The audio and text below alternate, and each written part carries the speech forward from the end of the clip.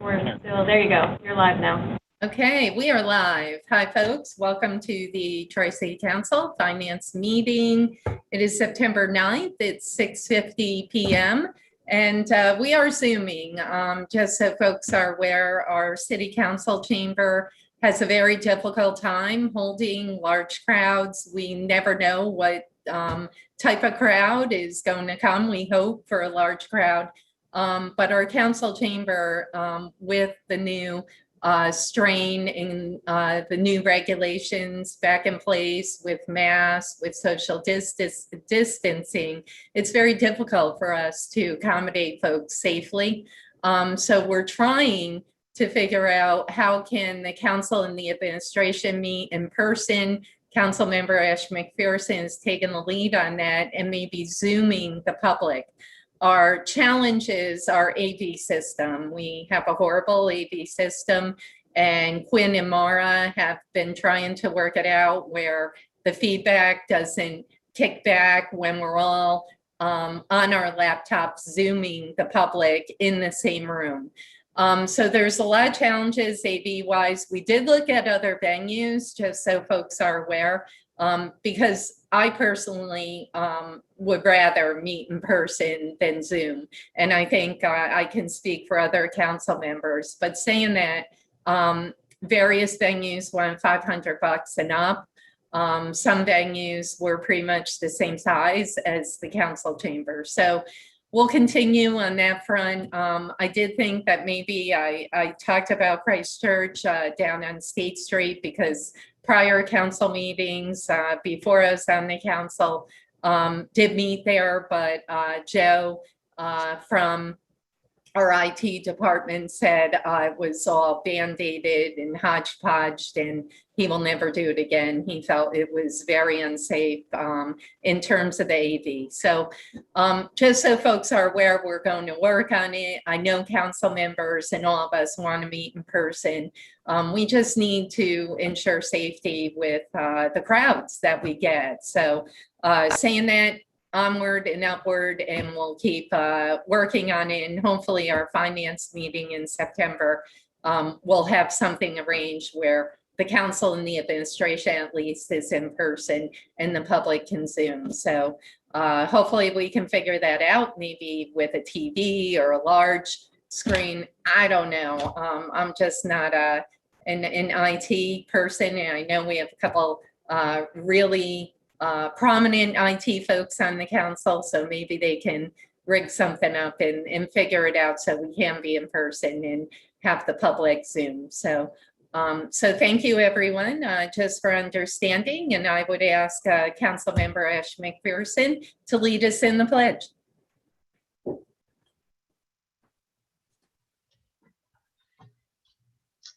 I pledge allegiance to the flag of the United States of America and to the republic for which it stands, one nation, under God, indivisible, with liberty and justice for all. Thank you, Council Member Ash McPherson. And Mara, if you could do a roll call, please. Council Member Gully. Here. Council Member Ash McPherson. Present. Council Member Steele. Present. Council Member Cummings. Present. Council Member Zalewski. Here. Council Member McDermott. Here. Council President Mantello. I am here. Thank you, Mara. Moving, oops, sorry. Go ahead, Mara, sorry. 7 present, none absent. All right. I'll take a motion to approve the minutes from the prior finance meeting. I'll make a motion to approve the minutes as transcribed.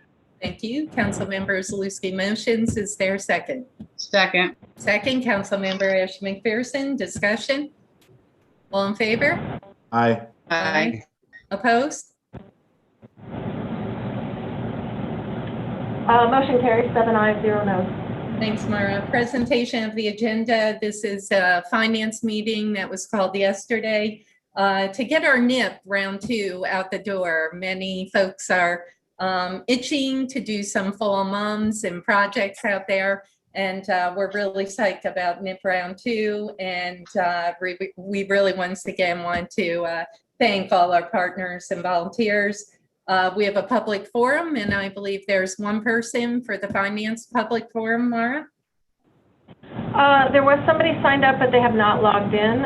He is also signed up for the regular meeting, so presuming he logs in, he could speak then. Yeah, he could have confused the two, but if he shows up, we'd be happy to have him join. Stating that, we'll go right to Ordinance 76.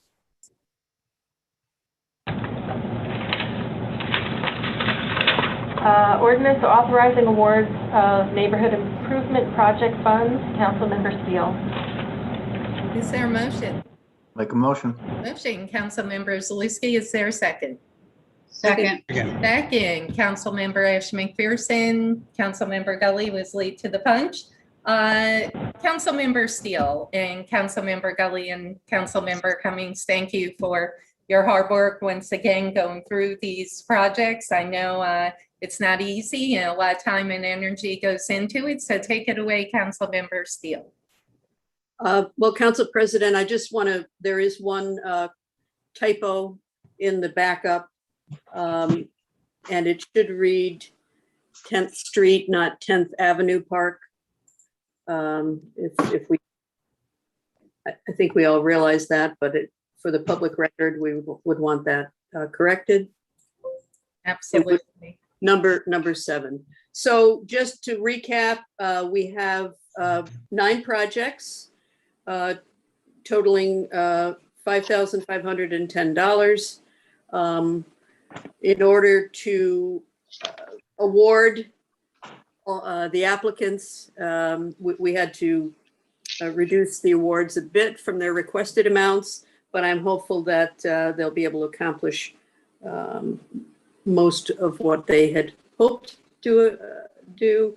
And we encourage other folks to consider next year. If they weren't funded this year for technical reasons, please resubmit next year. Definitely. And Councilmember Steele, I did notice, you know, I'm so glad that Emerald Greens stepped up to the plate and applied. And it appears that unfortunately, John and folks, there were some glitches with that. So hopefully we can speak to John to ensure that the next round next year that we can get them on the docket. Correct. Thank you. No problem. Thank you. No, this is great. Really looks awesome. Hey, the kiosk for the Boys and Girls Club. Does anyone know what they plan to have on the kiosk? Council President, I believe it's programming information and any other information that might be of interest to those visiting the county office building and DMV across the street. Oh, cool. Yeah. Nice. Awesome. Did anyone have comments or questions or? Cool. Council President, Yes, Councilmember Gully.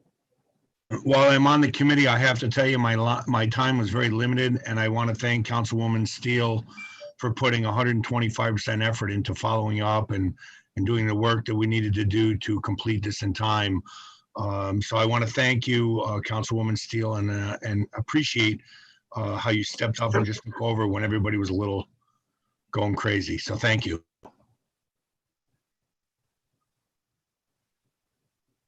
Okay. All right. Any further comments, questions?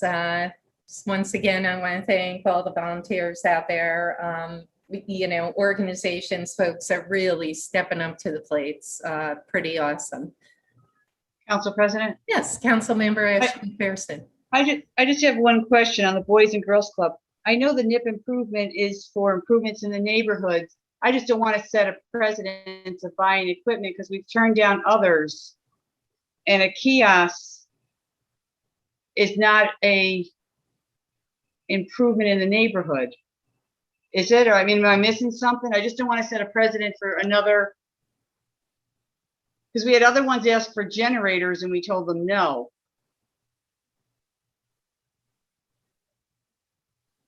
Council President? Yes, Councilmember Steele. I can't speak for everyone on the subcommittee, but we did discuss that. We have in the past funded nonprofit agencies for certain programming items, particularly when they are, in this case, informational, and it will offer information beyond the Boys and Girls Club, but information that may be helpful to, as I said earlier, folks who might be visiting the Board of Elections or DMV or availing themselves of the county office building. It's always a challenge. Several of these could also be considered precedent setting, but I think we felt better to err on the side of pushing out as much as we can with the few dollars that we have. Maybe kind of looking at it as more signage, which, you know, we've done like signage for trails and things like that. And I would think that, you know, the kiosk will be ever changing and hopefully highlight, some neighborhood things in that area. You know, also pool usage. I mean, I'm not sure, but I'm kind of thinking in that direction, but you could correct me if I'm wrong. Council President? Yes, Mara. I just want to clarify for people. New York State law and city procurement policy makes it difficult for the council to buy tools or equipment because you can't give tools and equipment to citizens or other groups. You can only loan them. So the problem would be that if you bought, say, a generator or tools or something, the city in effect owns that. We would have to sign it out, then have it returned to us, you know, later.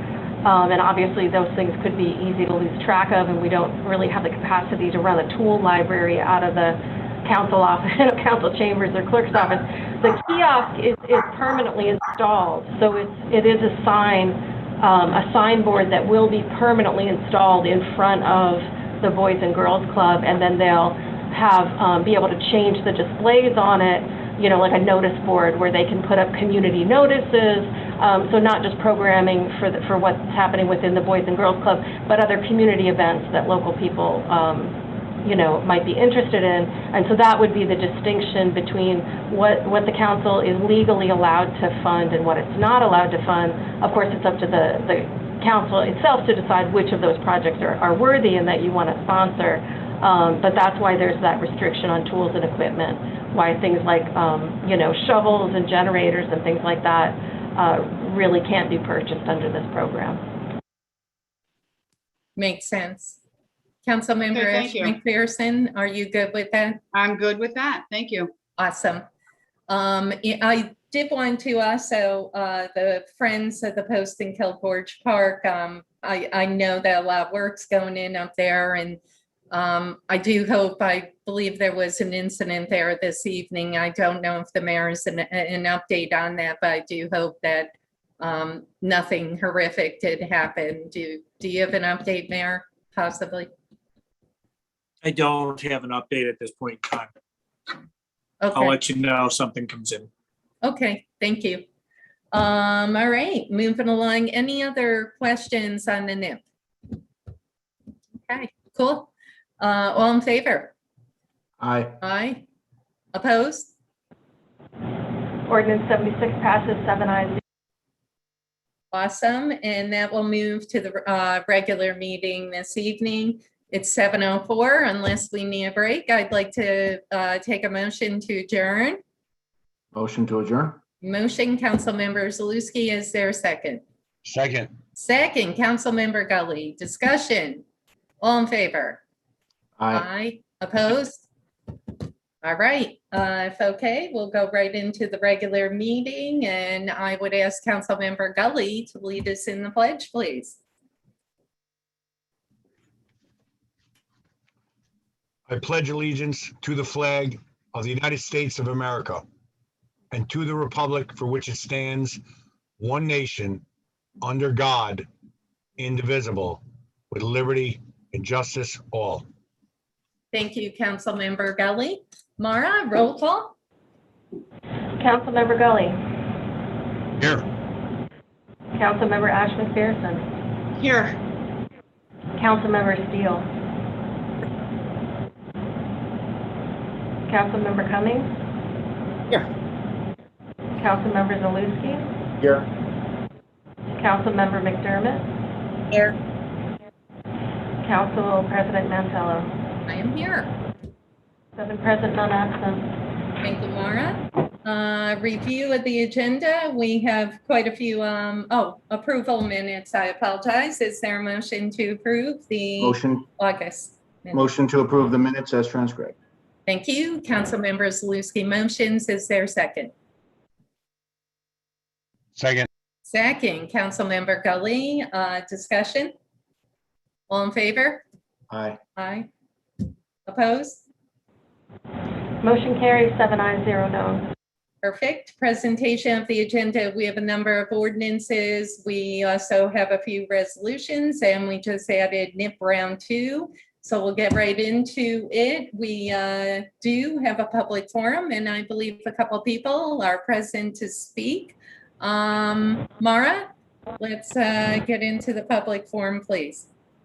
Yep, the first person is going to be Aaron Lozier. The person after that will be Teresa Zubreski. Michael Barrett also requested to speak. He has not logged in yet, but if he gets in, we'll Very good. let him Thank talk. you. I'm picking Aaron up. Great. Thanks, Mara. We will wait for Aaron to join us. I believe Aaron's with us. He is on mute, and hopefully he'll be joining us shortly. Real quick, I did want to recognize we have some folks from the administration. Mayor Madden's with us, Deputy Mayor Kuzieski, Rick Morrissey, and Steve Strikeman, our planning commissioner, and Tony Tazi is with us from the Land Bank. And I would just ask the administration to put their pictures, video on, just so folks can, see them. Andy Petruski is with us also. I'm so sorry, our city comptroller. So Aaron, thank you for joining us. And you have, nice to see you again. no problem. You have 7 minutes. Take it away. Perfect. Good evening. My name is Aaron Lozier. I reside at 16 Linden Avenue.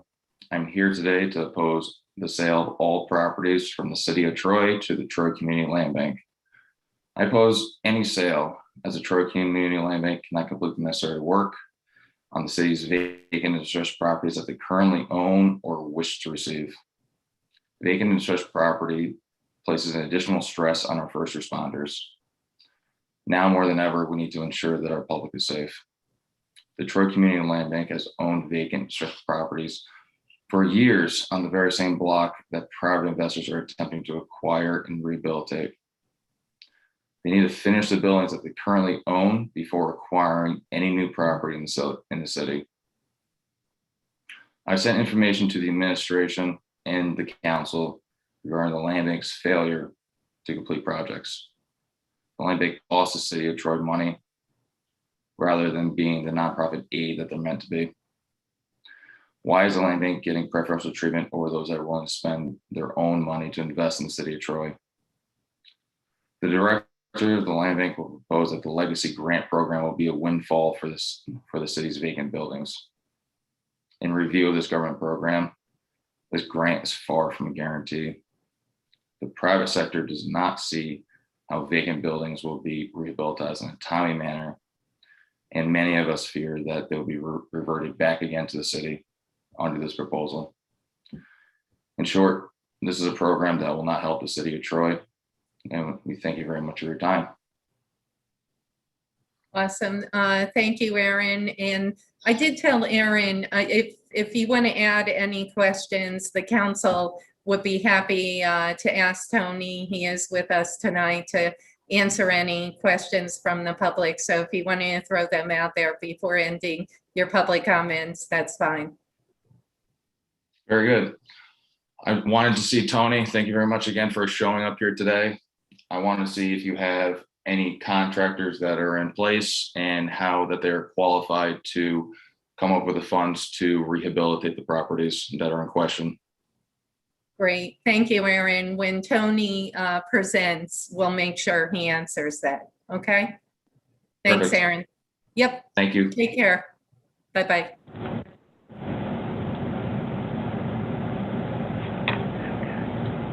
I'm just going to move Aaron back and put Teresa up. Great. Hi, Teresa. Thank you for joining us. And you have 7 minutes. And once again, we thank you for joining us.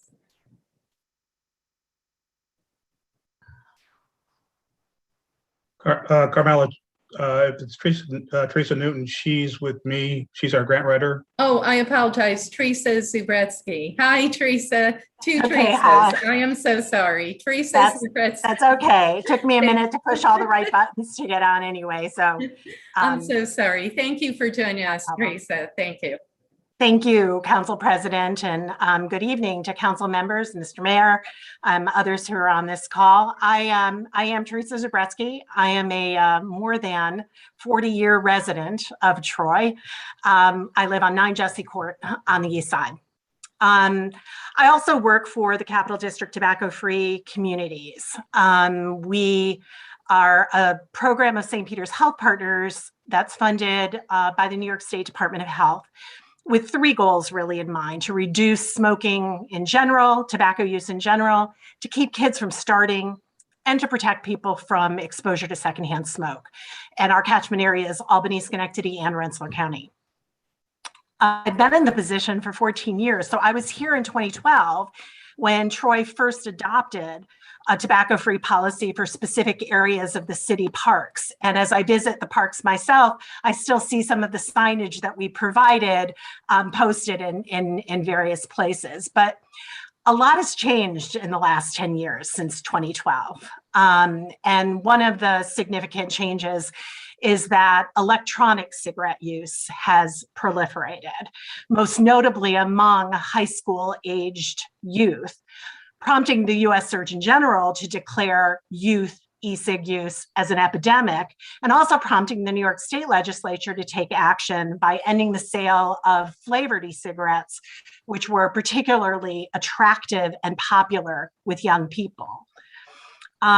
The other significant change happened more recently this past March. As you're all aware, New York State moved to legalize recreational use of marijuana, and advocates are optimistic that this will reduce the negative impact of that criminalization wrought on people and communities, and also will support economic growth, particularly among people of color. But whatever the benefits of e-cig use or recreational marijuana legalization are, both of those developments also threaten to undermine some of the advances that we've been able to make with regard to secondhand smoke exposure here in New York State and here in the Capital District more specifically. Now, New York State law prohibits marijuana use and e-cig use and all those places that New York State law prohibits tobacco use. And that's good. That's all part of the Clean Indoor Air Act. But that doesn't include municipal parks or other municipal properties at all. And many of the benefits that we get from our tobacco-free policies, particularly in spaces that are shared use public spaces, and green spaces are certainly among those.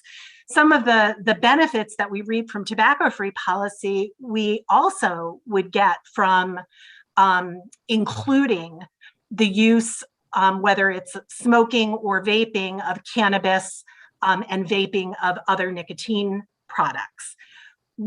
As much information as we have about the harms and the chemicals and the particulate matter and the heavy metals that are in tobacco smoke, we also have very good information about the particulate matter and harmful chemicals that are in marijuana smoke, and that also come from aerosol emissions from e-cigarettes that typically use nicotine, liquid nicotine. products in them. We don't have as much information about the aerosol emissions when cannabis is vaped, but based on everything we know about electronic products, we anticipate that there absolutely are also harmful chemicals and toxicity in the aerosol emissions from them as well. So they're clearly smoke-free and vape-free policies can benefit by including all products that can be smoked and all products that can be vaped. Troy's policy does not currently do that. But there are also benefits to policies that restrict smoking and vaping, not just in parts of the park, like playgrounds and swimming pools and sports fields, which are currently covered in Troy, but all areas of shared public recreational spaces. When families and children go to the park, they don't limit their use to those designated areas. You'll see families in grassy areas kicking a ball around or playing catch, walking their dog, having a picnic. And certainly nationally, probably globally, we've seen an increased use of these outdoor spaces. I mean, they're a valuable resource at any time for a community, but with COVID and the additional risks of indoor gatherings, they've been used even more during this very difficult time with the epidemic. The good news is that not only are these policies within the authority of local governments to enact, but they're also very desirable.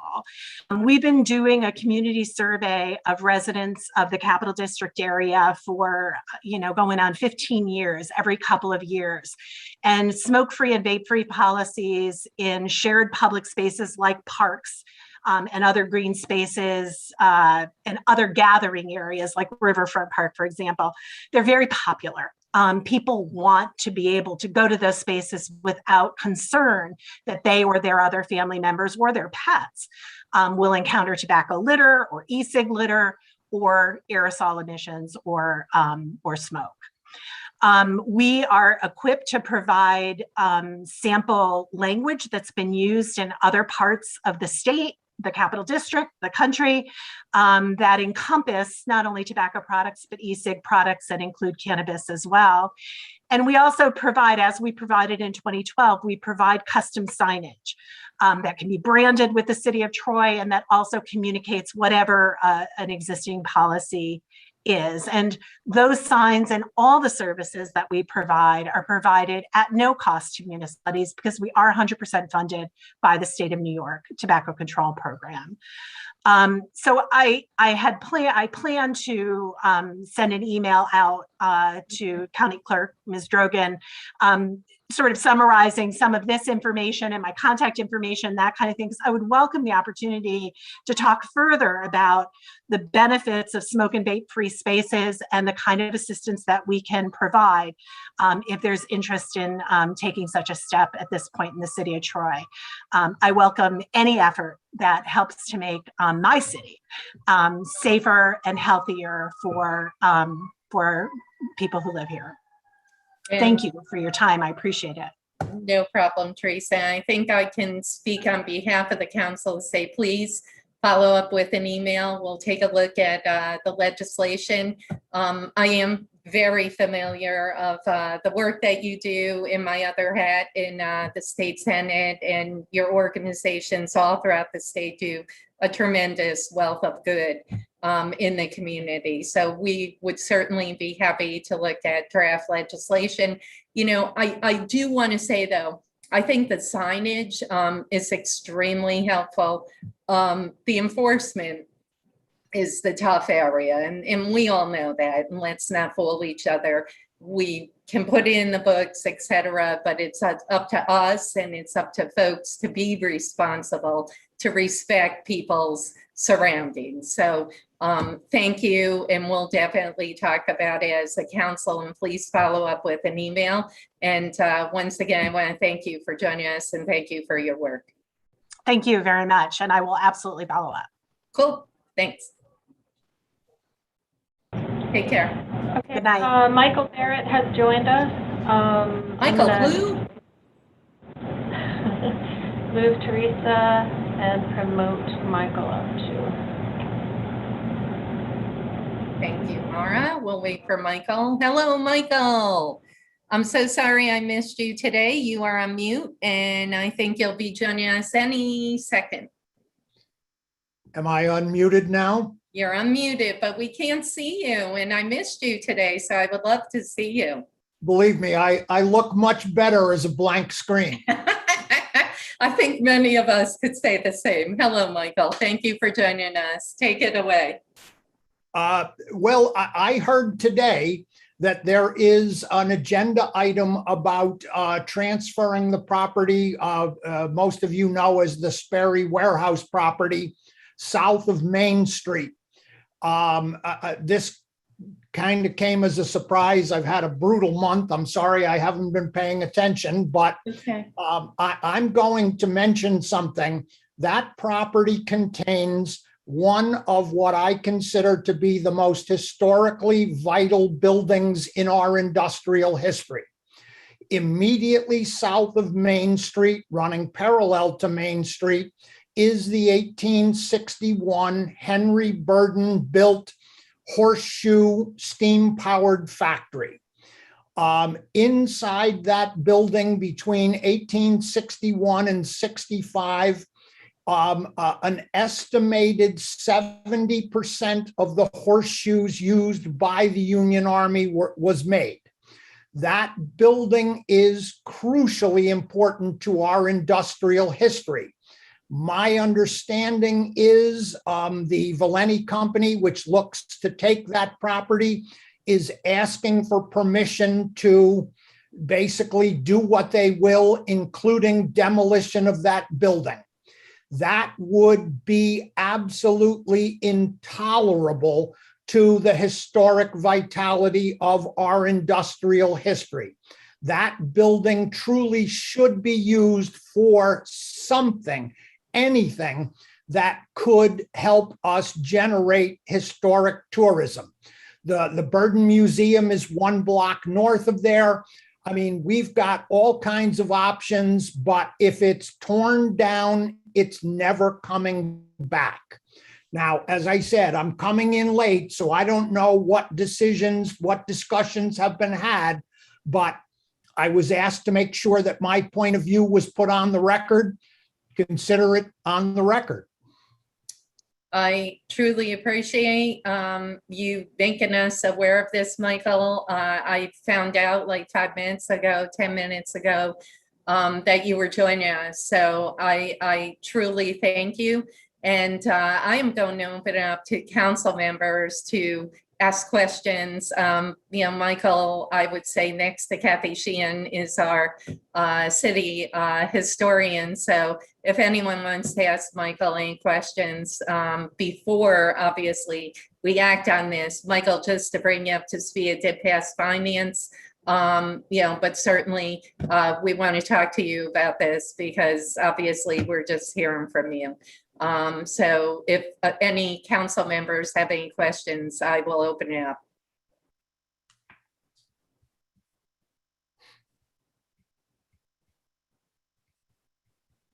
Okay, no questions. Thank you, Michael. Thank you for joining us. And as we move forward tonight, I'm sure that we'll be discussing this issue. There is going to be further discussion tonight? Yes, yeah, we haven't acted at the regular meeting, so it's an item tonight. But I am sure that the council has quite a bit to say after hearing your comments. And I know that Steve and Monica hopefully can chip in. Okay. Okay, I will mute myself and listen in. Awesome. Thank you so much. Thanks ever so much for the opportunity. You got it. Thank you. Okay, Mara, anyone else? I believe we're closed with the public comment period, correct? Nope, that was it. Awesome, thank you. And we'll move right into the agenda and bear with me. No local, vacancy list is attached to the end of the agenda. Does any council members have questions on the vacancy list? Okay, we'll move right into the legislation, no local laws. And bear with me, it's very heavy. Ordinance 67. Ordinance approving settlement of tax certiorari proceedings instituted by Riverview of Troy LLC on the assessment roll of the city of Troy. Councilmember Zaluski at the request of the administration. Is there a motion? I can't. So move. Motion, Councilmember Steele, is there a second? I'll second. Second, Councilmember Zaluski. Discussion? I just want folks out there who are watching, we did, I would say, probably have a 2.5-hour finance meeting. So many of these items have been thoroughly discussed, debated, questioned, etc. So if you see us maybe flying through, that's why. Further discussion, questions? All in favor? Aye. Opposed? Nay. Ordinance 67 passes, 5 ayes, 2 noes. I will also just mention all the old meetings can still be viewed on the YouTube channel. So if people have questions about the finance meeting, it's still available for viewing. Perfect. Thank you for mentioning that, Mara. Very important. Ordinance 68. Ordinance amending the capital projects fund budget. Council President Mantello at the request of the administration. Is there a motion? I'll make a motion. Motion, Councilmember Zaluski. Is there a second? Second. Second, Councilmember Gully. Discussion? On this, I did want to state that Andy Petruski and I, our comptroller, Andy is actually going to give us an update after he gets through this audit and many other budget deadlines, is going to give us an update on our bonding and bans, etc. Correct, Andy? Yes, I think we talked about doing a finance workshop on October 7th before the regular council meeting. I think that's what we. Perfect. So stay tuned. Further discussion, questions? All in favor? Aye. Aye. Opposed? Ordinance 68 passes, 7 ayes, 0 noes. Ordinance 69. Ordinance accepting grant funds from the Preservation League of New York State for the purpose of creating a Lansingburg Historic District and amending the special grants fund budget to appropriate such funding. Council President Mantello at the request of the administration. Is there a motion? I'll make a motion. Motion, Councilmember Zaluski. Is there a second? Second. Second, Councilmember Gully. I'm super psyched about this proposal, and I think hopefully we'll, once we're able to implement the program, Steve, we'll be able to do a grant program and hopefully receive more monies to really get the program moving forward. But I look forward to working with this, and it'll be a great opportunity for Berg residents and homeowners.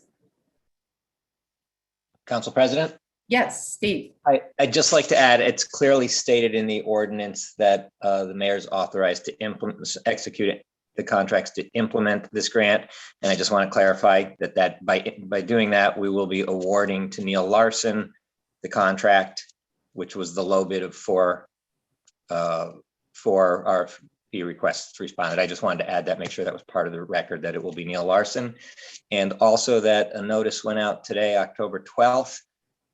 There will be a meeting of the Lansingburg Neighborhood Association. So this will be discussed there, as well as the First Avenue Trail. Oh, that's awesome. And that's October 12th at 6 o'clock, I take it? I believe it's 6 o'clock at the Boys and Girls Club. Perfect. Awesome. And you know what? I have had some experience with Neil Larson and his team. They do a great job. So great choice. Did council members have any questions, discussion, concerns? All in favor? Aye. Opposed? Ordinance 69 passes, 7 ayes, 0 noes. Ordinance 70. Ordinance transferring funds within the 2021 general fund and garbage fund budget. Council President Mantello, at the request of the administration. Is there a motion? I'll make a motion. Motion, Councilmember Zalusky, is there a second? Second. Second, Councilmember Gully, discussion? All in favor? Aye. Opposed? Ordinance 70 passes, 7 ayes, 0 noes. Ordinance 71. Ordinance transferring funds within the 2021 general fund budget. Is there a motion? Make a motion. Motion, Councilmember Zalusky, is there a second? Second. Second. Second, Councilmember Gully, discussion? Council President, Yes, Councilmember Ashton McPherson. hi, I just have a couple of questions. Sure. So we're moving money from the fire department and we're moving it to contingency to use it for Barker Park, correct?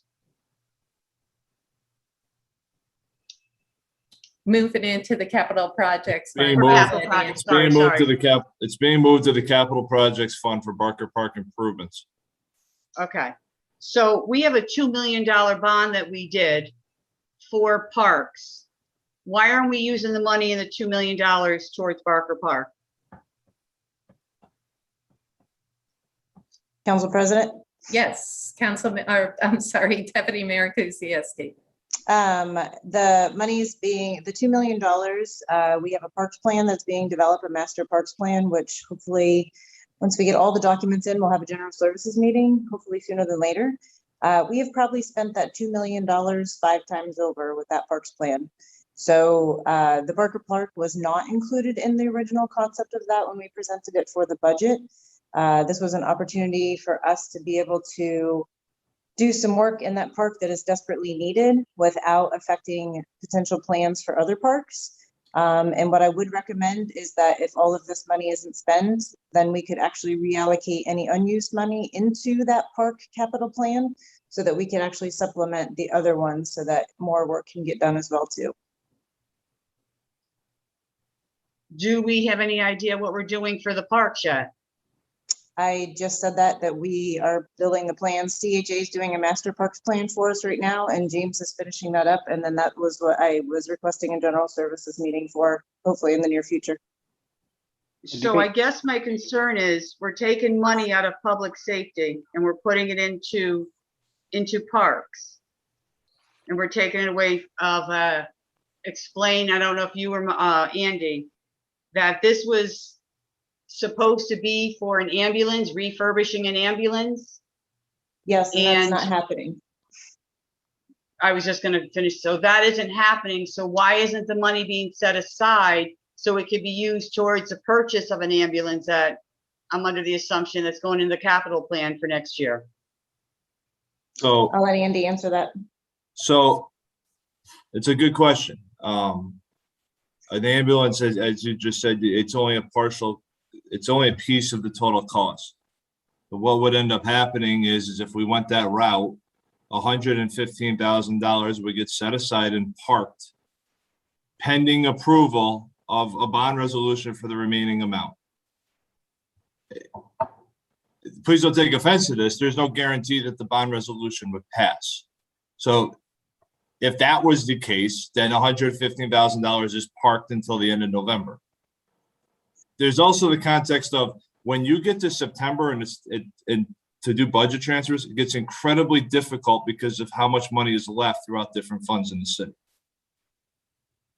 There is funding available. They are not moving forward with rechassing the ambulance.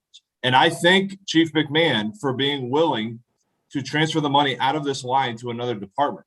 But this is common practice of what has gone on every year since I've taken over as since I took over as deputy comptroller, and I can always speak to that we have transferred money between departments in the general fund consistently, even more so when you get towards the end of the year. It has to be within the fund, but this is common practice. It's a good question about why it's not being set aside for bonding, but that would just mean that we would park $115,000 until pending approval at the budget. And that even more constrains the ability to do the transfers. And honestly, would we be able to bond, Andy? Would we be able to buy the vehicle before January 1st? You could not even begin procurement on the vehicle until the bond resolution is passed because all the funding has to be set up. So we'd have But to it's set not like aside it's the part, you can't go and bid, or if it's off state contract or however the most efficient way to procure ambulances would be for the chief. You can't even begin that process until it's fully funded, because you can't go into, we can't execute a contract to buy an ambulance until all of the funding is there. That is a requirement of the contract process of the city.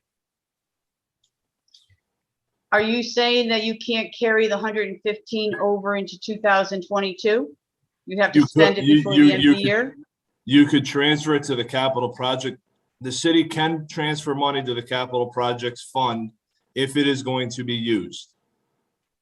It has to definitively be used. What I'll tell you though is Bonadio and the state comptroller's office, and it's not just us, they look, both entities, to see if municipalities are parking money in other funds to set them aside, because it's not allowed. You cannot partially fund things without it clearly being intended. So then it reverts back to, does that bond resolution pass at the end of November when it's brought forward as part of the budget? So it can't be held over until the next year for the, okay, so you answered the It's question. not, it's not something that's encouraged to do unless if it has a very specific intent that's fully funded. And this wouldn't be considered. It's still pending the bond resolution approval, and that's coming as part of the budget.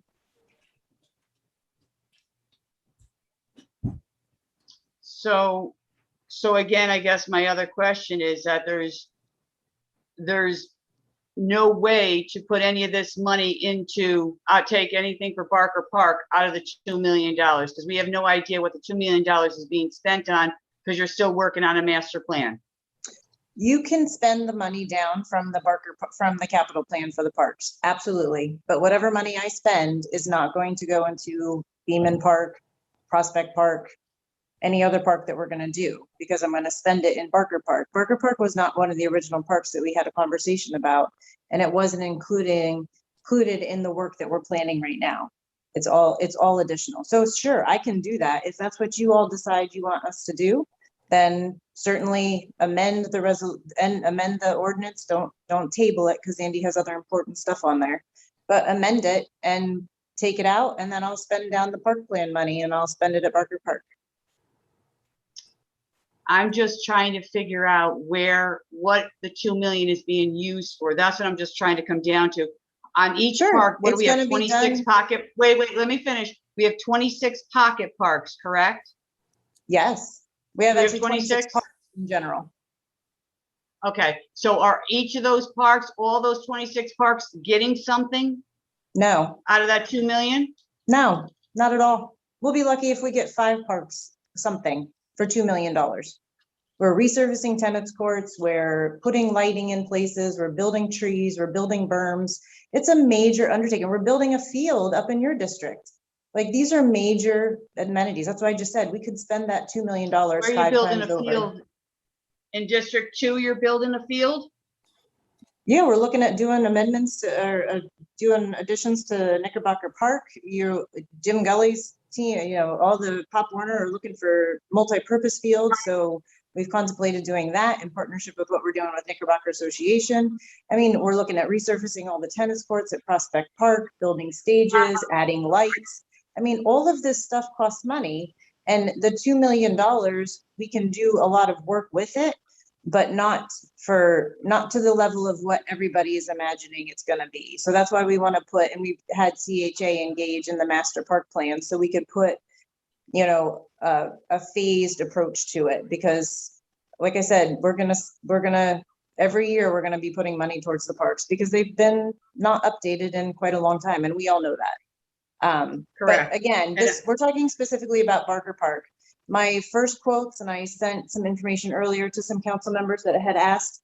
We have tree removal starting next week. We have tree trimming that'll start in about 3 more weeks. We have the landscapers that are coming in. Do I anticipate there's going to be $115,000? Maybe not. We're going to put new lighting in. We're going to do some other pieces, you know, but anything I can figure, anything that's left over, I can certainly have Andy transfer over into the park plan so that it can get into the park plan so we can start building that up too. If that's what you want. Okay.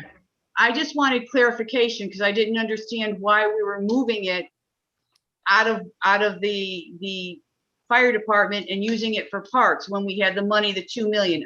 There was no knowledge of what was going on with that 2 million. And that's what I was trying to find out what was being done. So thank you for clarifying. You're welcome. You know, if Council Member Cummings. Yeah, thank you, Councilmember Rashid McPherson. I agree. You know, there's a lot of information that we still need as a council. This parks plan process, I'd love to schedule a meeting in the next couple weeks. I'll coordinate with James Rath and Deputy Mayor Krajewski to make sure that happens so that we're in the loop on that. That being said, you know, I think the more, I think everyone agrees with me that the more we can put into our parks and the sooner we can put it into our parks, the better. So if this is money that's just not going to be spent for the next several months otherwise, I'd rather see it go into parks, and then if and when we are ready to fund a ambulance, we'll tackle that. But there's no point in having you know, $100,000 sitting around not paying dividends to our residents. So if we can spend it and make some improvements, I think that's a great first step. And I'd like to thank the Deputy Mayor for elaborating a little bit more today on the plans, in particular with Barker Park, and looking forward to a similar level of detail around the rest of the parks plan in the next couple weeks. I was a little unclear. It sounded like, do you want to try to get to a point of having something published before you come to us, or would it be worth having more of a workshop where we discuss where you're at now and make sure we're all headed in the same direction? As long as James is ready with some of the diagrams, we can probably even start with whatever we have ready. I know CHA was kind of churning them out as they went by each park. I think they started with like 6 or 7 of the major parks. I'm going to say not necessarily the small ones, but definitely 6. I think it's like 6 of the major ones. We tried to hit at least one in every area. And then, you know, and all of those need substantial improvements. So I think that's what we were starting with. And then, but James has been working with Aaron and Steve. So we'll get you an update as soon as I can. I'll try to push them along. Great. I'd love to schedule a meeting in a week or 2 if that's possible. And, you know, if I may, I think, Monica, you're just seeing some anxiousness and frustration from like many of us. And we're not pointing our fingers at you, but I think we're just frustrated how long it's taken. We bonded for the parks 2 years ago, approximately, and then COVID hit, so that delayed it. So I think you're just seeing frustration in terms of what is the plan. You know, obviously people by Kinlock and a lot of these pocket parks want to see some results, and obviously the council wants to see results for the residents. And like I said, we're not pointing at you. It's just it's really taken a while, and you know, we would love to see something within the next few weeks. And I strongly support the amenities to Barker Park and the renovations, the lighting, etc.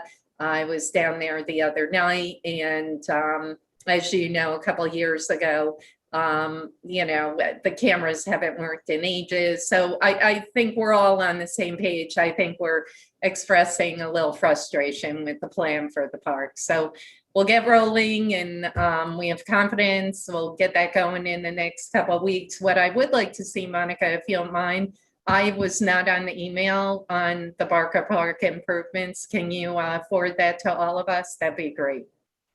Yeah, I'll send the same information and just, this is a little bit bigger than just replacing playground equipment.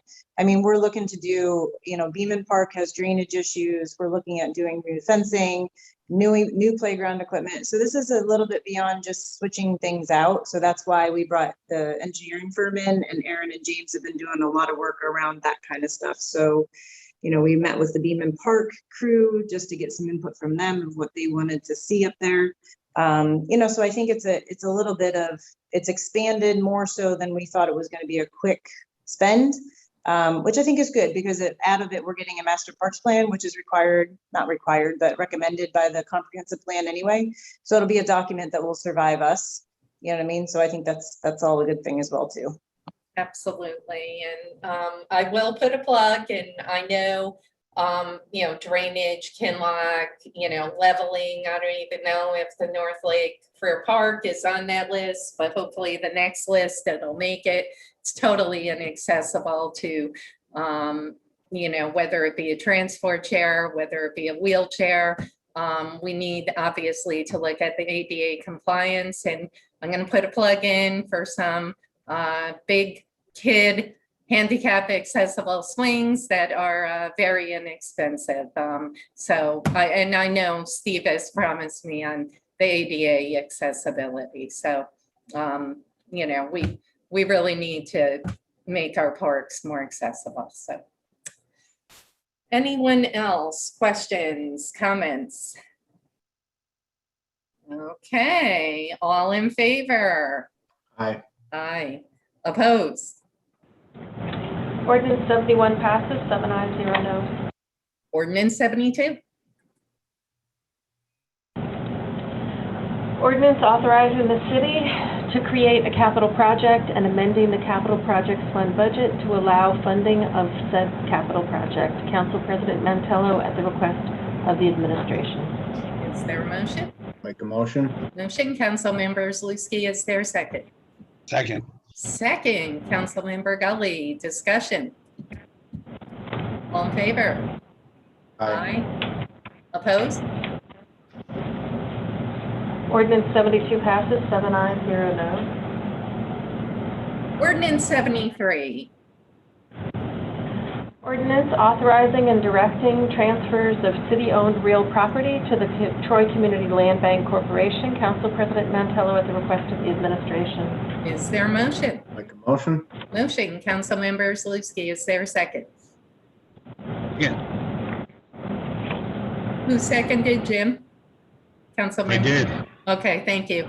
Councilmember Gully seconds. On the discussion, I am first going to ask Tony Tazi, who has joined us. There he is, Tony, my screen flipped. Good to see you, Tony. Tony is the executive director of the Troy Land Bank, and he's going to give us, with Teresa Newton, who's with us, an overview. He has, with Steve Strikeman, provided the council additional information. There's been quite a bit of, I think, questions and concerns with the land bank. And I know the administration, Steve and Monica, have been working with you, Tony, and I will give the floor to you. Additionally, we did have a resident earlier ask some questions, so I hope that you can hit that too. And I know that some council members have some questions. So Tony, take it away, and thank you, Tony and Teresa, for joining us. Thanks, Carmela, and thanks for having both of us on tonight.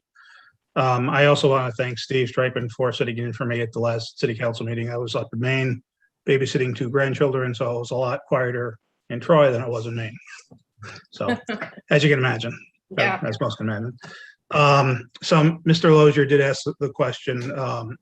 He wants to know if we have any contractors in place for the Legacy City Access program.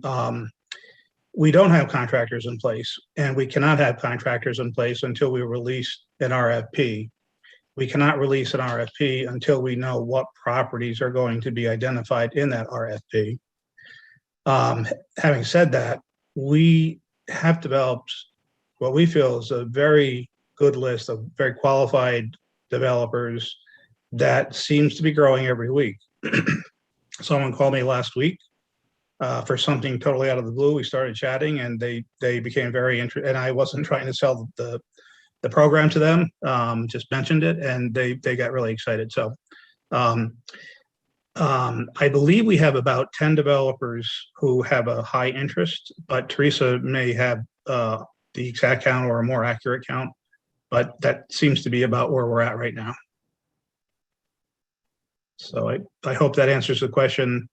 If you'd like me to go back and reply to the other comments Mr. Lozier made, I can, but I don't want to start a Hatfields and McCoys thing here, so. Understood. And I know some council members also have some questions. Teresa, did you want to add anything before we open up to council members? Thank you. Yes, Tony's right. We have 10 very interested developers. As soon as we can identify the properties, we can get RFPs out and get that project moving. Yeah, I'll defer back to Tony. I'd love to answer some of Aaron's questions too, and certainly be available after if there's other questions. Yeah, and just for the record, I did tell Aaron, he really brings up some really valid points. So I did tell Aaron to connect with both of you. I think it's important. He certainly has quite a bit of property in the city and is very knowledgeable about renovating many of the properties in the city. So I would encourage you to hook up. With that being said, I think some council members have some questions, so I'll open it up to the council.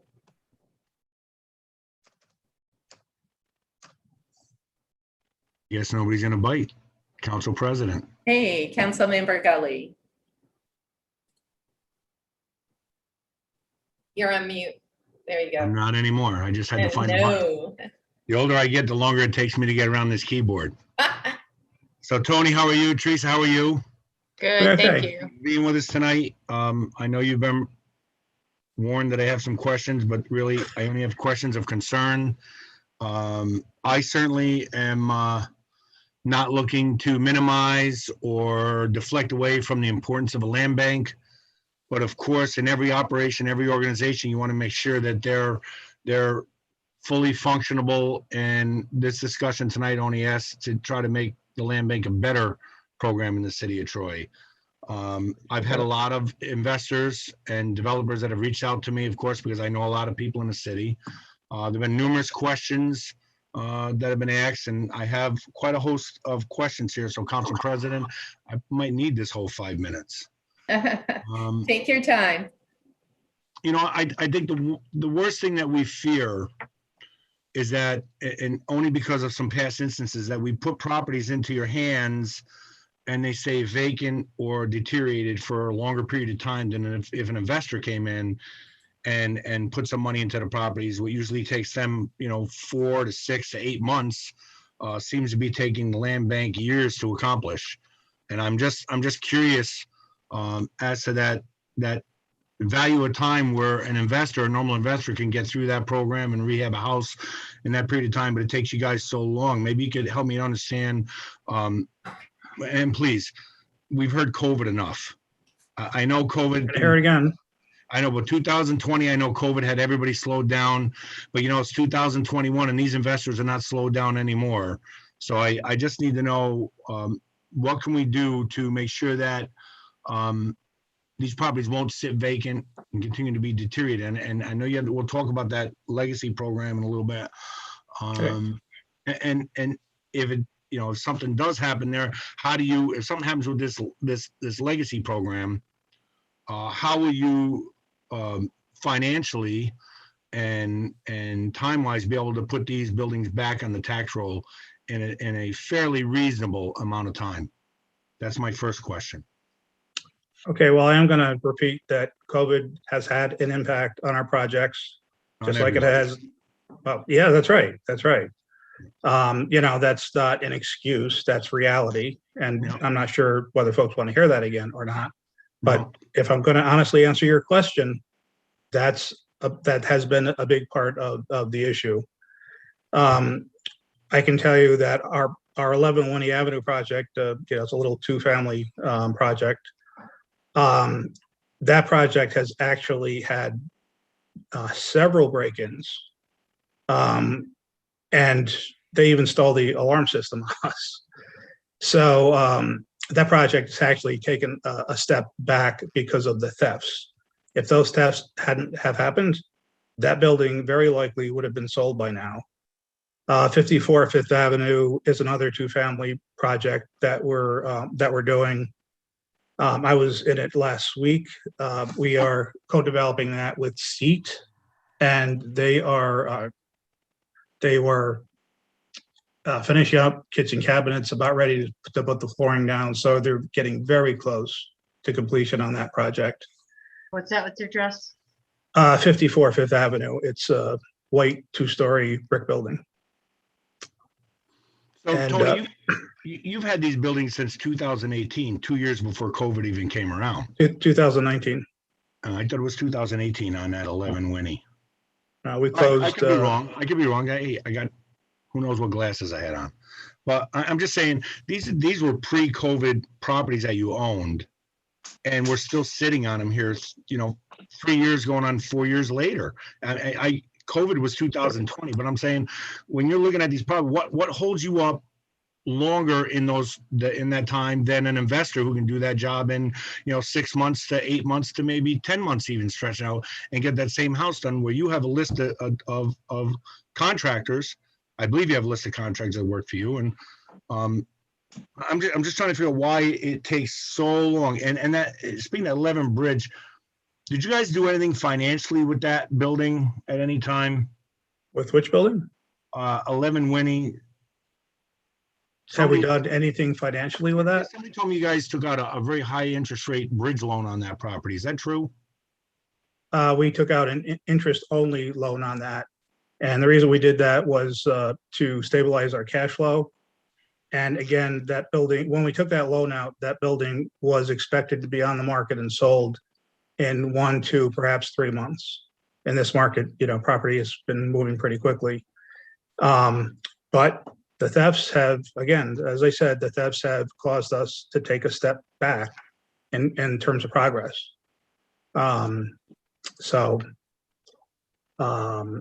Try to think of it. You asked a couple of questions there, Jim, and I'm trying to recall what you asked earlier. Well, the basic was why, what leads us to believe that the properties that we give you will be developed in a substantially reasonable amount of time compared to what they have been in the past. Okay. Because getting them on a tax roll is most important, and not getting them, getting them solidified with an owner. I love the idea that you guys are looking for owner occupied sales. I love that. Okay. So I'm not negative with the land bank. I'm positive, but I want to see it progressively grow in a more expedient and faster, more efficient way than what we have seen in the past. Let me go back to one of the things you did say was that we received the properties in 2019, 2018. My pretty clear recollection is that we closed on the properties we now have in very late 2019. So, I won't use the C word because you don't want to hear it, but shortly after 2019 ended, something else happened. And the other reason is, we are a public organization and we have regulations to follow very similar to the city. If the city is releasing an RFP, for example, to demolish buildings, those buildings are not going to get demolished overnight. It's going to take time. We are also held to a higher standard than private developers, as the city is. I'll use the case of vacant buildings. And we operate by committees and boards similar to the city. So things cannot be done overnight. But if the end objective is speed, then we're not the vehicle you want. If the end result is a better community, then I would strongly suggest that we are the vehicle you want. Well, we do want the vehicle. We just want to put some gas in the tank. That's all. Yeah. We just want to try to see some results that come out that are beneficial. And I know you've done a great job with some properties, but some other ones have been just sitting there. and sitting there, and it just doesn't, it doesn't sit well with a lot of people in the neighborhood when that red X is still there after they find out you've had the building for years. The other thing I have a question on is, I noticed that when an investor buys a building and they go out and they procure the contractor to fix the building, or they do the work, the numbers on rehabbing a building seem to be almost 4 times greater through the land bank for these rehabs than a regular contractor on the street. Can you just, like that River Street seems to be like we put a whole city up for the money we're spending there, but can you just tell me why it just seems to take the land bank 4 times as much money to do a house as a investor on the street? I think you're probably referring to 791 River Street, the new construction. Well, that's one of them. Yeah. That contract was publicly bid. We received 3 bids. The low bid was $417,000. The other 2 bids were quite a bit higher. I'm not sure that someone could do a building like that for about the same amount or less. We're required to publicly bid, just like the city. And that's what we did. And we selected the lowest responsible bidder. At least we felt so at the time. If I have time, I just want to, a couple things that you Council mentioned member, take your time. You're fine. All right. Good On question. on 11 Winnie Street, you said that you did the bridge loan interest only to stabilize your cash flow. Can you kind of tell me where you come from there in 2000? You said it's 2019.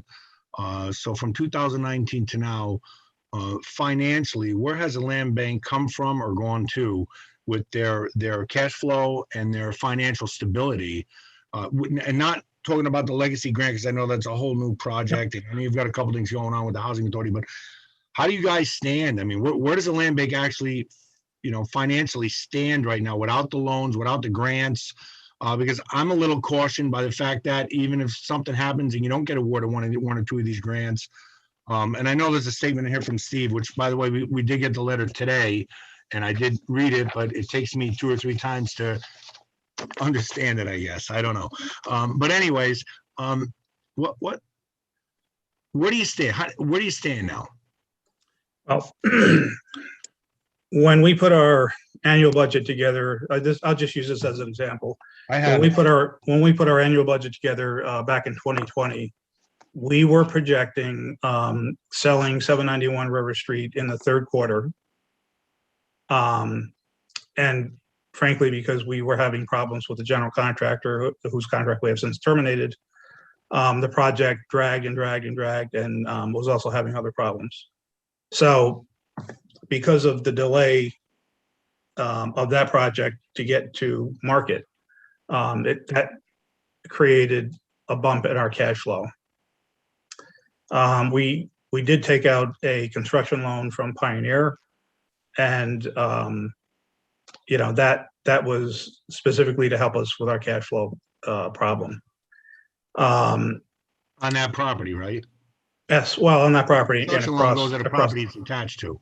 Across the board. Yes, that's correct. The loan is only that property.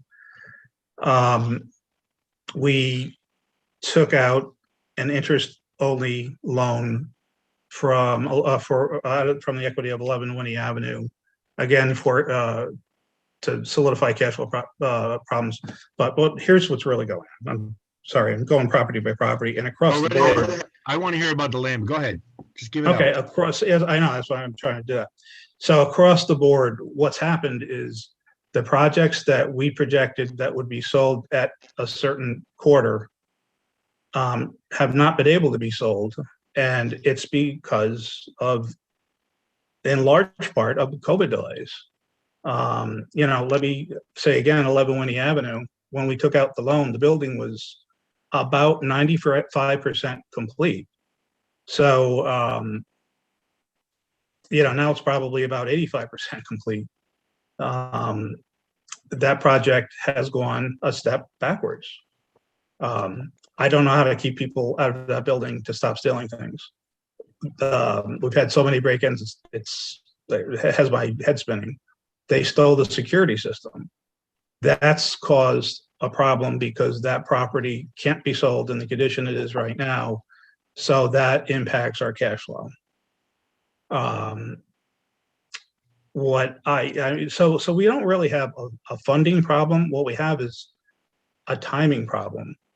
The properties that were expected to be sold many months ago could not be because of COVID delays and other things that no one could imagine would happen, theft.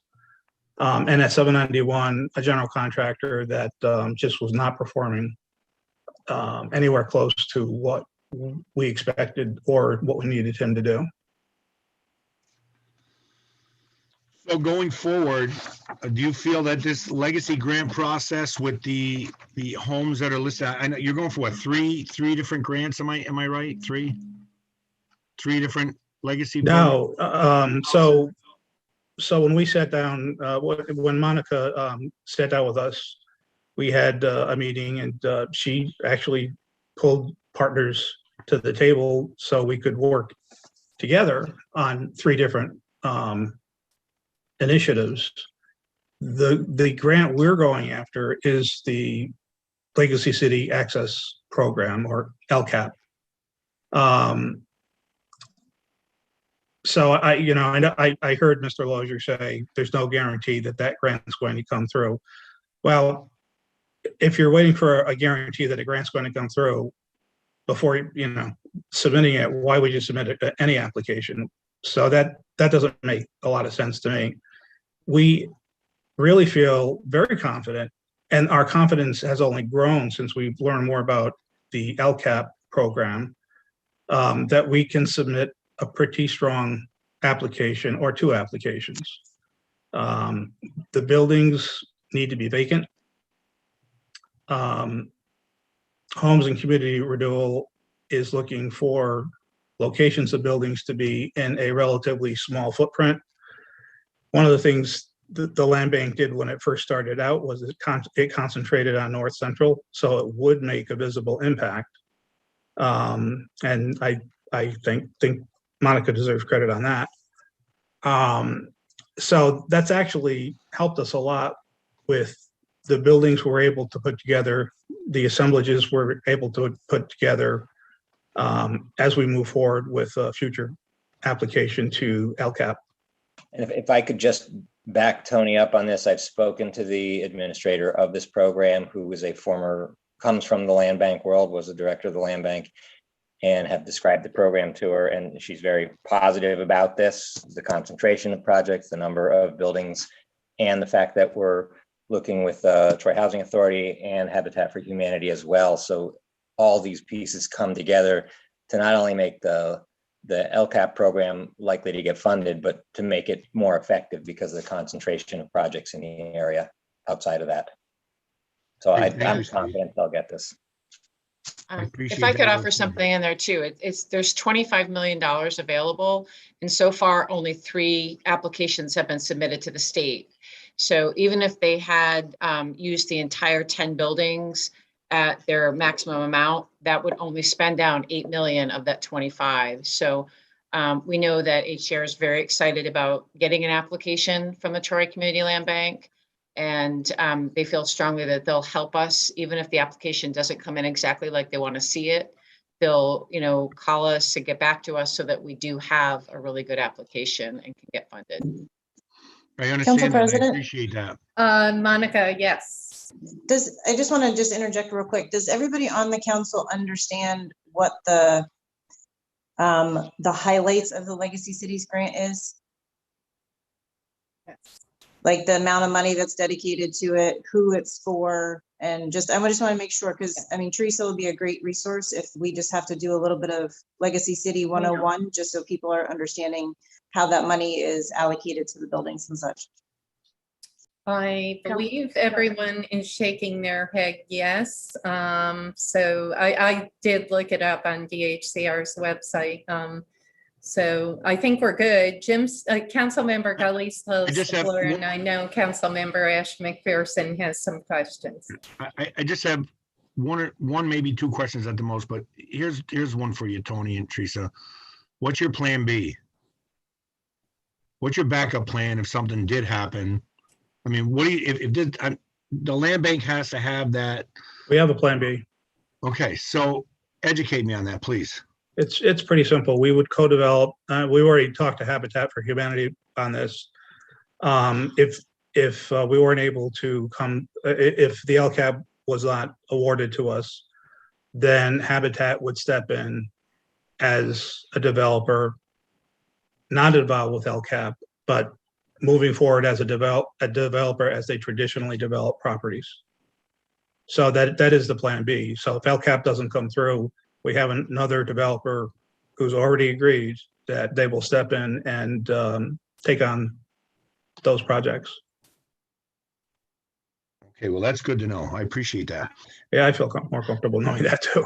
And then I have one last question. I'll let everybody else talk. I apologize, but when you sell a house, what is the process for selling your properties? Because I'm hearing a lot that you guys are having to go back and take back a few properties after selling them. And I mean, what is your screening process or your vetting process for people who are buying your properties so you can, create solid sales instead of having to go back to the court and go back to the paperwork twice? Well, I have to say this, Jim. We did what's known as the round 3 application. And I did not, the programming for that was developed by, frankly, a Steve Stapp person who's not there anymore. And it was created just between when Joe Fama, the former executive director, left and I came on. So, what that programming basically said was within, I believe it was an 18-month period of time, our land bank was going to sell every single property it had in its inventory, and more that we didn't even have in inventory. So to meet the programming objectives, unfortunately, we had to sell property, and we tried to sell it to the best buyers we could find. But we were pressed because our grantor was on our backs saying, hey, your monthly report, you're not showing property sales. So I'll be dead honest with you. I was worried that we were going to have to take back some of these properties. I know the last time at the June 17th meeting when we talked about this, we were moving towards taking back 822 River Street, which we didn't, because when we sat down with the owner, they explained to us why they ran into problems, and that they actually were at the Department of State Codes Division seeking a variance from requirements that they didn't believe that applied. So, and they actually got their approval. 3209, 3211 is the 6-unit building on 7th Avenue that the owners, as soon as they purchased it from us, went to the zoning board and wanted to double the number of units. Yeah.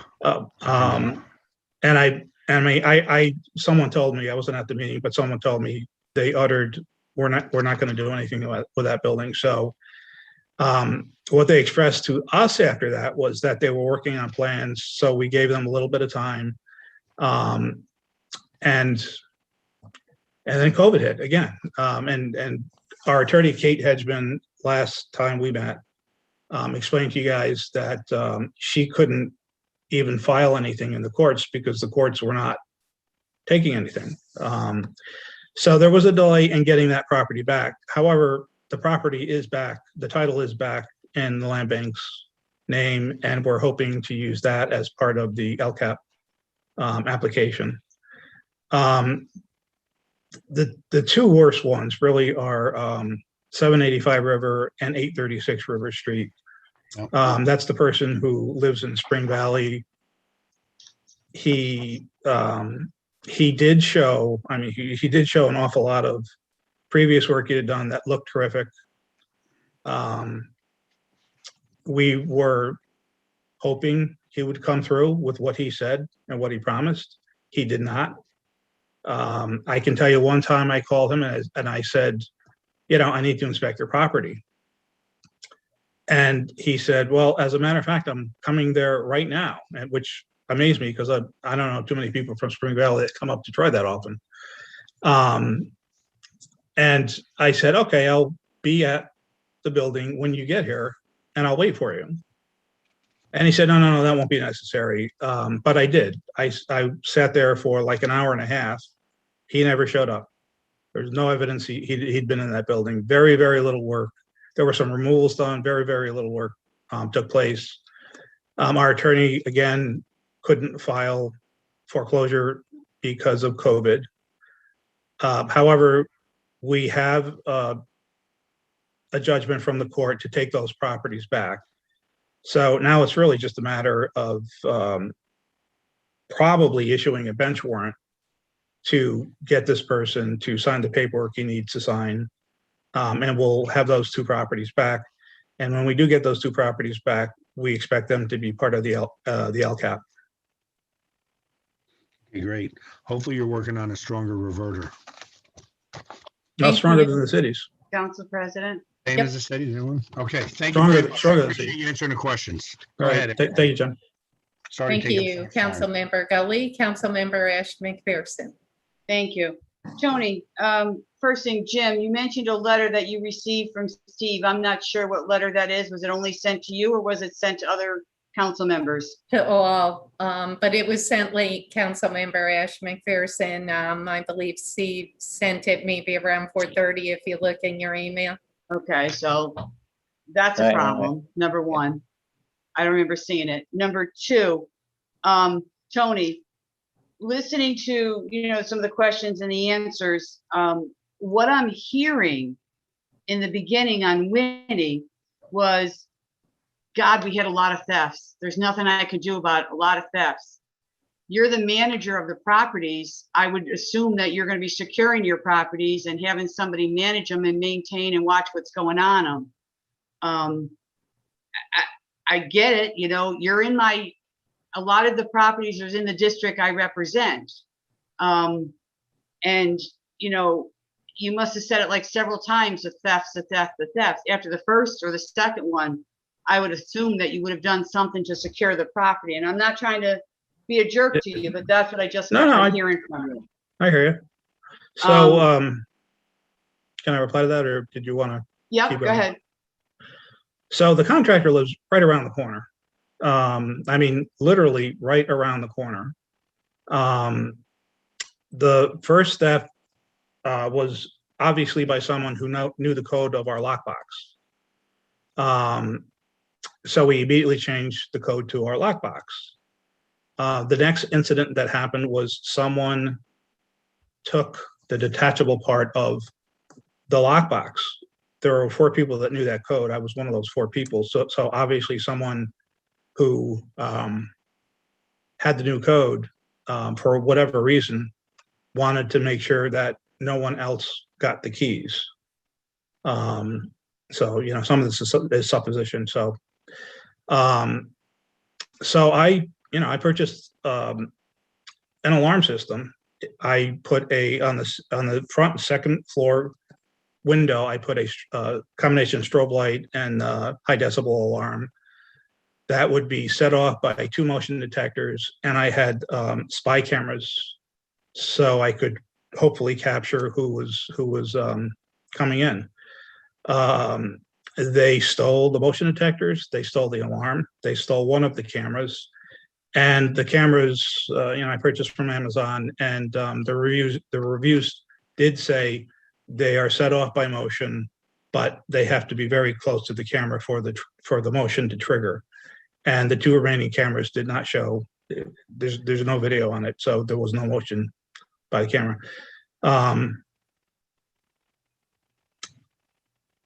So, we can't have someone sleep there because we don't have a CO. That crossed my mind. Well, you can hire security to come and check your properties. I'm just saying there's different things. That's what I was just hearing from you. And I was also hearing that it sounds like you don't have any confidence in your contractors is what I was hearing as well. You know, the contractor was doing this, the contractor was doing that. I don't know. I'm not a developer. I'm not, you know, I'm just hearing these things that you're saying that are kind of making red flags go off in my head as to the properties aren't being secure. The contractor was doing this. COVID was holding everything up. And I know COVID held a lot of things up, but also there was a lot of companies that were still out there working and doing, contractors were out there working on these buildings. I guess my concern is that so many of these properties are in District 2. I don't want them just sitting around, nothing happening with them. You've got these 6 properties, 871, 3340, 3230, 17 Park, 32 Glen, and 36 Dow. They're all part of this deal tonight to do a transfer. But when I'm looking at the stuff that Steve Strickman sent me tonight that I got, and Steve, I got that at 5:30. So again, it's short on trying to read the information and have it all processed for this meeting. So I may be mixing things up because of that reason. But these same properties are in the properties that are in that neighborhood, hold on a second, the North Central Neighborhood Redevelopment. So, and these properties are going to go into those properties. Are you the owners of the 836, 834, the 820? Are all those land bank properties as well? 36 River. 836 is one of the properties that we have foreclosed on. We just have to get the deed back from the current owner. So all these Councilmember Ash McPherson, I truly apologize. I just want to make sure Andy has his hand raised. Is there something you wanted to provide before council member? That was an accident. I'm sorry. Thank you. Councilmember Ash McPherson. Sorry. So the 836 River, 834 River, 820 River, and 809 River, and 785 River, are they all land bank properties? They are not. We are not. No, we are expecting to acquire those. So you're expecting to acquire all of these other properties in addition to these that you're offering here. How do you propose you're going to take care of all of them? Well, first off, 11 Winnie Avenue it had locks on it. It was secure. You know, so I don't know what more we could have done to keep people out of the building. I received a call from the woman who purchased 822 River Street from me, and she called me with a high level of anxiety because someone had broken into her building and stolen electrical equipment and stolen tools. So, you know, it's not just happening to the land bank. It's apparently happening to more properties than just the land bank. How are we going to secure the buildings that we will acquire in the future? Well, we're going to put alarm systems in. That's going to help. The alarm system I put in is the same alarm system that the Albany County Land Bank uses, or at least it's a very similar system. When you put in motion detectors, and a loud alarm, and a strobe light, you kind of expect that anyone who's foolish enough to break in isn't going to stick around. But 11 Winnie Avenue happens to be in a very isolated place. You know, location, I'm sure. So I think that's a big factor. And what's been happening with the break-ins there, it's practically a dead-end street in terms of you know, its surroundings and how it feels. So I really believe that's a big factor. The other properties are, you know, River Street, 6th Avenue, 7th Avenue. They're in places where people are going to be going by all the time.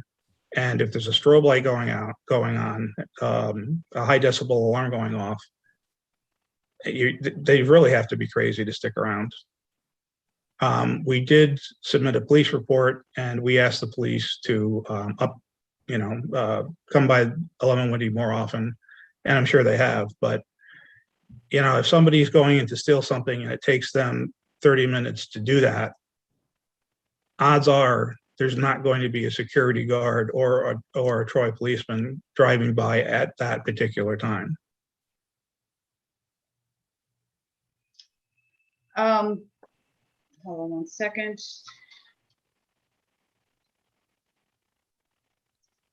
Going to 7th Ave. I was down at the meetings on that when they were going to changing that from 6 units to 12 units. And I was very concerned and confused because when you sold the property, they tell you what they're going to do with the property, and they have to follow what they say they're going to do, correct? Yes, that's correct. They have to do at least what they say they're going to do. Right. So here, when you vetted them for the properties, I guess my concern is, people are coming in saying, yep, I'm going to do this and this, and there doesn't seem to be a real vet to hold them to it, because they walk out of there and they're going to go into planning to try and get it changed immediately. Is there something that you have to stop that, as far as this is what the property is, this is what you're going to do? If you have any other grand gestures of doing it, you won't get the property?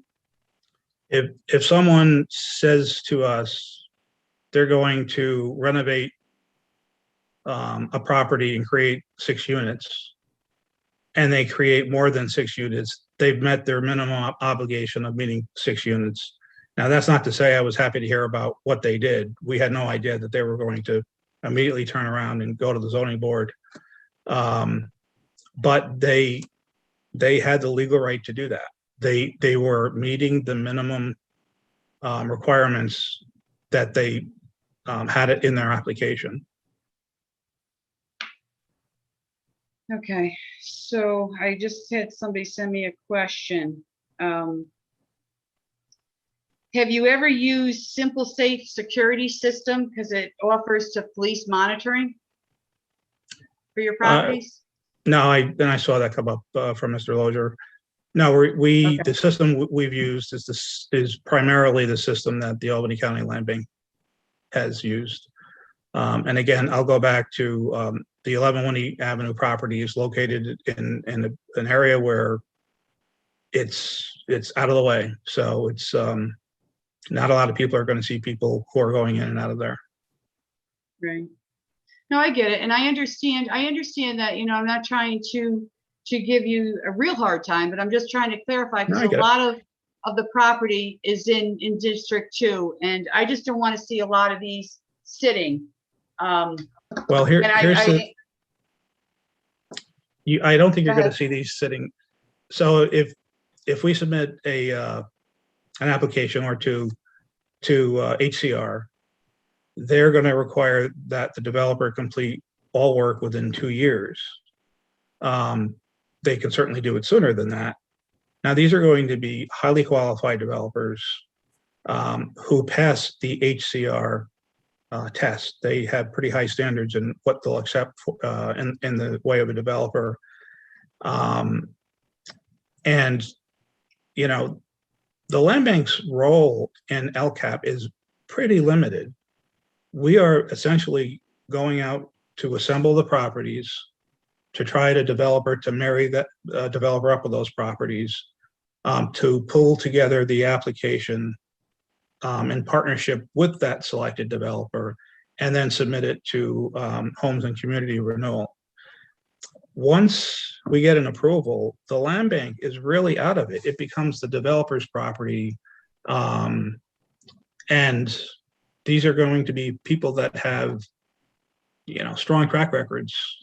And if they don't, HCR is very unlikely to approve the application.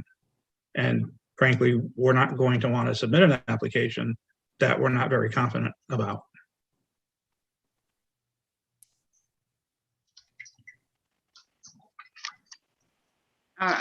Thank you. I'm done.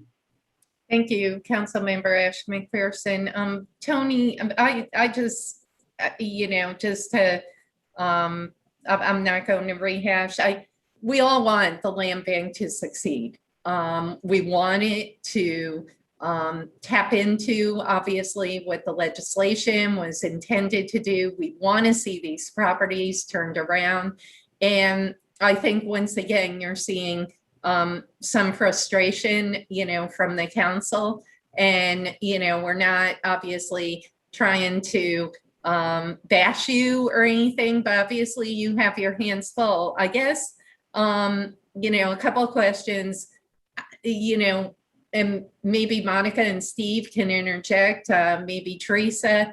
I'm hoping that this newly formed partnership can really capitalize on the Troy Land Bank's potential, because I'm not seeing it maximize the potential. I know we had COVID, and it sounds like you obviously have some security problems and things to that nature, but we're seeing some other land banks succeed. For instance, like Albany, the city of Albany has partnered with the Albany County Land Bank and the Community Development Agency. They're redeveloping 22 vacant properties over on Henry Johnson Boulevard, Arbor Hill, etc.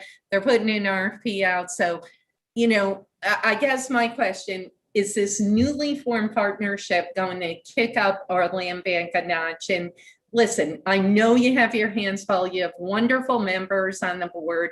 I know everyone's trying, but I think, I at least, and I think I can speak for a couple of council members, we're just not seeing the land bank be that success and just maximizing its potential. So what can we do to kick it up a notch? Is this newly formed partnership going to take it to the next level, which we're hoping? And I know Monica and Steve might be able to help with that, but there's some real concerns and frustration. And listen, you have your hands full, I get it, but we need to really capitalize on the land bank and the legacy. It sounds like potential with DHCR. So I don't want to stymie this legislation, but at the same time, we need not just an insurance, we need something more. We really need to kick this up a notch and really use the land bank to really turn around some of these blighted buildings. So anyway, I don't know, Monica. Council President? Yep, Monica, Council Member Steele, did you, Yes. what? Okay, Council Member Steele and then Monica. Well, I just want to say, if we're going to start comparing land banks, then we need to start comparing how those land banks get their properties.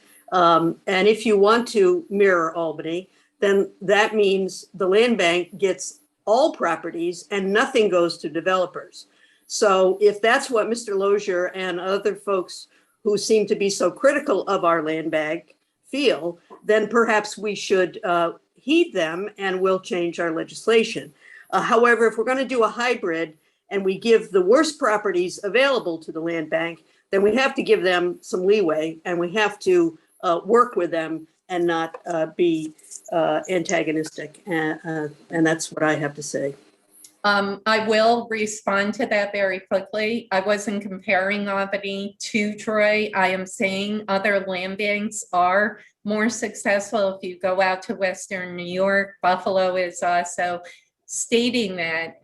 I don't think anyone's being antagonistic, Council Member Steele. I think we're asking legitimate questions, and quite frankly, we have turned over better properties. And we have talked about that, Tony, over the last year and a half, because you were getting the worst of the worst. And we all talked about that as a council. So we have turned over better properties, and then COVID hit. I get it. I do feel that some partnerships need to be formed to really maximize our land bank in Troy. I don't think anyone's suggesting to revamp our properties and hand it all over to the land bank. What I am saying, we do need some partnerships to kick it up a notch. So Monica, maybe you could talk about that. Sure. So I think that, there's a lot to unpack in a lot of that. So I think that some of the challenges with Troy and having started the land bank, and any time that anybody wants to have a conversation around that component of why we started it, I'd be more than willing to have that conversation with them. I think that also the big thing to remember is that the land bank relies solely on grant funding and then the sales of their properties. The city of Troy, the county of Rensselaer, they don't hand them money and they don't allocate funding to the land bank on an annual basis like predominantly most of the other land banks in the state do. So that actually sets us behind, but also sets us apart as well too, because it truly is a freestanding entity in itself. So there's pluses and minuses to that. What I'm most energized about bringing this crew together in this team, which will eventually most likely be part of the advisory committees that we're talking about with the American Rescue Plan fundings, these partners will be included in that, is the fact that it actually goes back to the original intent of the land bank. This is homeowner occupancy, it's moderate working class families, working incomes. And it really kind of takes it back to the start of that and allows the land bank to be the catalyst to neighborhood redevelopment instead of being the crutch or having to take on the weight of the vacancies and take on the weight of the maintenance of these properties. They're actually going to be the catalyst to move the property and be able to get it to where it needs to go. The key piece that people need to remember is that the transfer of the properties to the land bank in this particular situation is because the only entity that can actually receive this grant funding is the land bank. And this is why the land bank was formed, because when they did the mortgage funding way back in the day, they were only funding startup land banks. So I think it's important to realize that in this pocket plan that we're trying to do in North Central, it's bringing the land back to its original intent. It's putting much needed infused cash flow into an existing land bank. It's also funding properties to become owner occupied properties, which is what is needed so severely in that neighborhood as well too, whether they're families coming out of Troy Housing Authority, people already in the pipeline for Habitat for Humanity, or just people in the neighborhood who want to move into this amazing neighborhood. So I think that I just want to state that because I'm really excited about the partnership. Teresa's doing a great job working on the grant application for Legacy Cities. I really appreciate her partnership on that. And obviously always working with Habitat for Humanity is always a joy. And we've actually got them committed to working on this side of the river on 7 or 8 properties, which is amazing because they're finishing up their work in Albany and we've snagged them and said, we'll keep you for 2 years busy in our city. So I think I think it's really important to remember that we're really going to kind of, maybe refresh the land bank with this project and give them the boost I think that they need. And they really did steer away from their original intent by renting to investors, by renting to landlords and to people that were really kind of outside of the city. Not that there's anything wrong with it, but they did deter from their original track. Appreciate that. Steve, did you want to add anything? I know maybe a couple of council members. I think the deputy mayor hit on everything I was going to say. I just agree strongly that the great thing about this program is the pipeline for owner occupants. And that's what we need is more owner occupants, less rental properties in that neighborhood.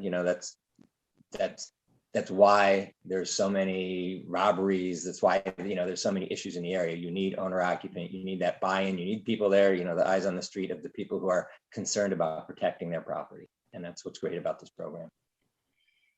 Thank you, Steve. Do council members want to ask any questions? Okay. Council President. Council Member Gully and then Council Member Ash McPherson. Just a simple question. When these properties are given to the land bank, are you selling them to the contractors or are we just passing them through the land bank to a contractor to develop? You would be transferring the properties to the land bank. We would be finding a developer to submit an application. They would eventually they would purchase those from the land bank.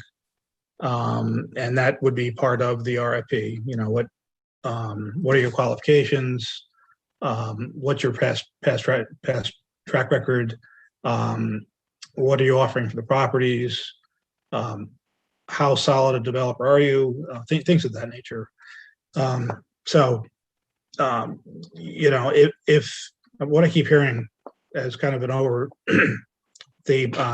everyone's comments is that you guys are worried about the land bank performing if these properties are transferred to us. That worry should not be there because the land bank is not going to be the developer. The developer is going to be someone who has solid qualifications that HCR is going to need to bless. They have very high standards. These developers are going to be required to provide quality affordable housing, not just meet the minimum standards of the New York State Building Code. These properties will all be owner occupied for at least 10 years by first-time homebuyers. Those first-time homebuyers will come from educational programs that Troy Housing operates, or that Habitat operates, or that TRIP operates. That's a requirement in the HCR application. So, there are a lot of differences in the LCAP program than in the way that the land banks operated in the past years. I couldn't believe the qualifications when they came out. I said to myself, this is really the way to go for land banks. Land banks aren't the developers. They're usually not the developers at other land banks. And HCR has very high standards. So I think to not move forward with this is a lose proposition. Thank you, Tony. I don't think listen, we want this to succeed. Councilmember Ash McPherson. Thank you. I just want to touch on, Tony, if you think that I was being rude or whatnot. No, I didn't. No, let me finish. Rude or attacking, I wasn't. And I don't think that's what I was trying to do, Councilwoman Steele. I'm looking to make a protection of the community that I represent. And the land bank has done good things. I'm not saying they haven't.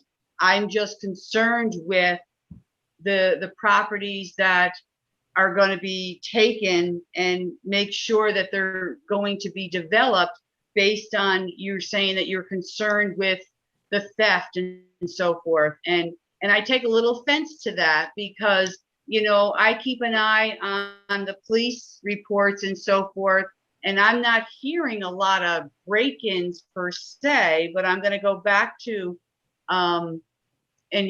the police blotters and so forth and ask what are the ratio of the break-ins. Even Steve Strickman stating that, you have more theft with renters. That's not true. Okay. So I just wanted to clear that up. I represented a great district and we want to move it forward and make sure that we're bringing in developers that are going to do right for all the constituents and the residents and the taxpayers that live here. So I'm not trying to beat you up. I'm just trying to give you clarification. So thank you. Yeah, I didn't think you were beating me up. I think you were asking legitimate questions. I think everyone is looking out for the city's best interests.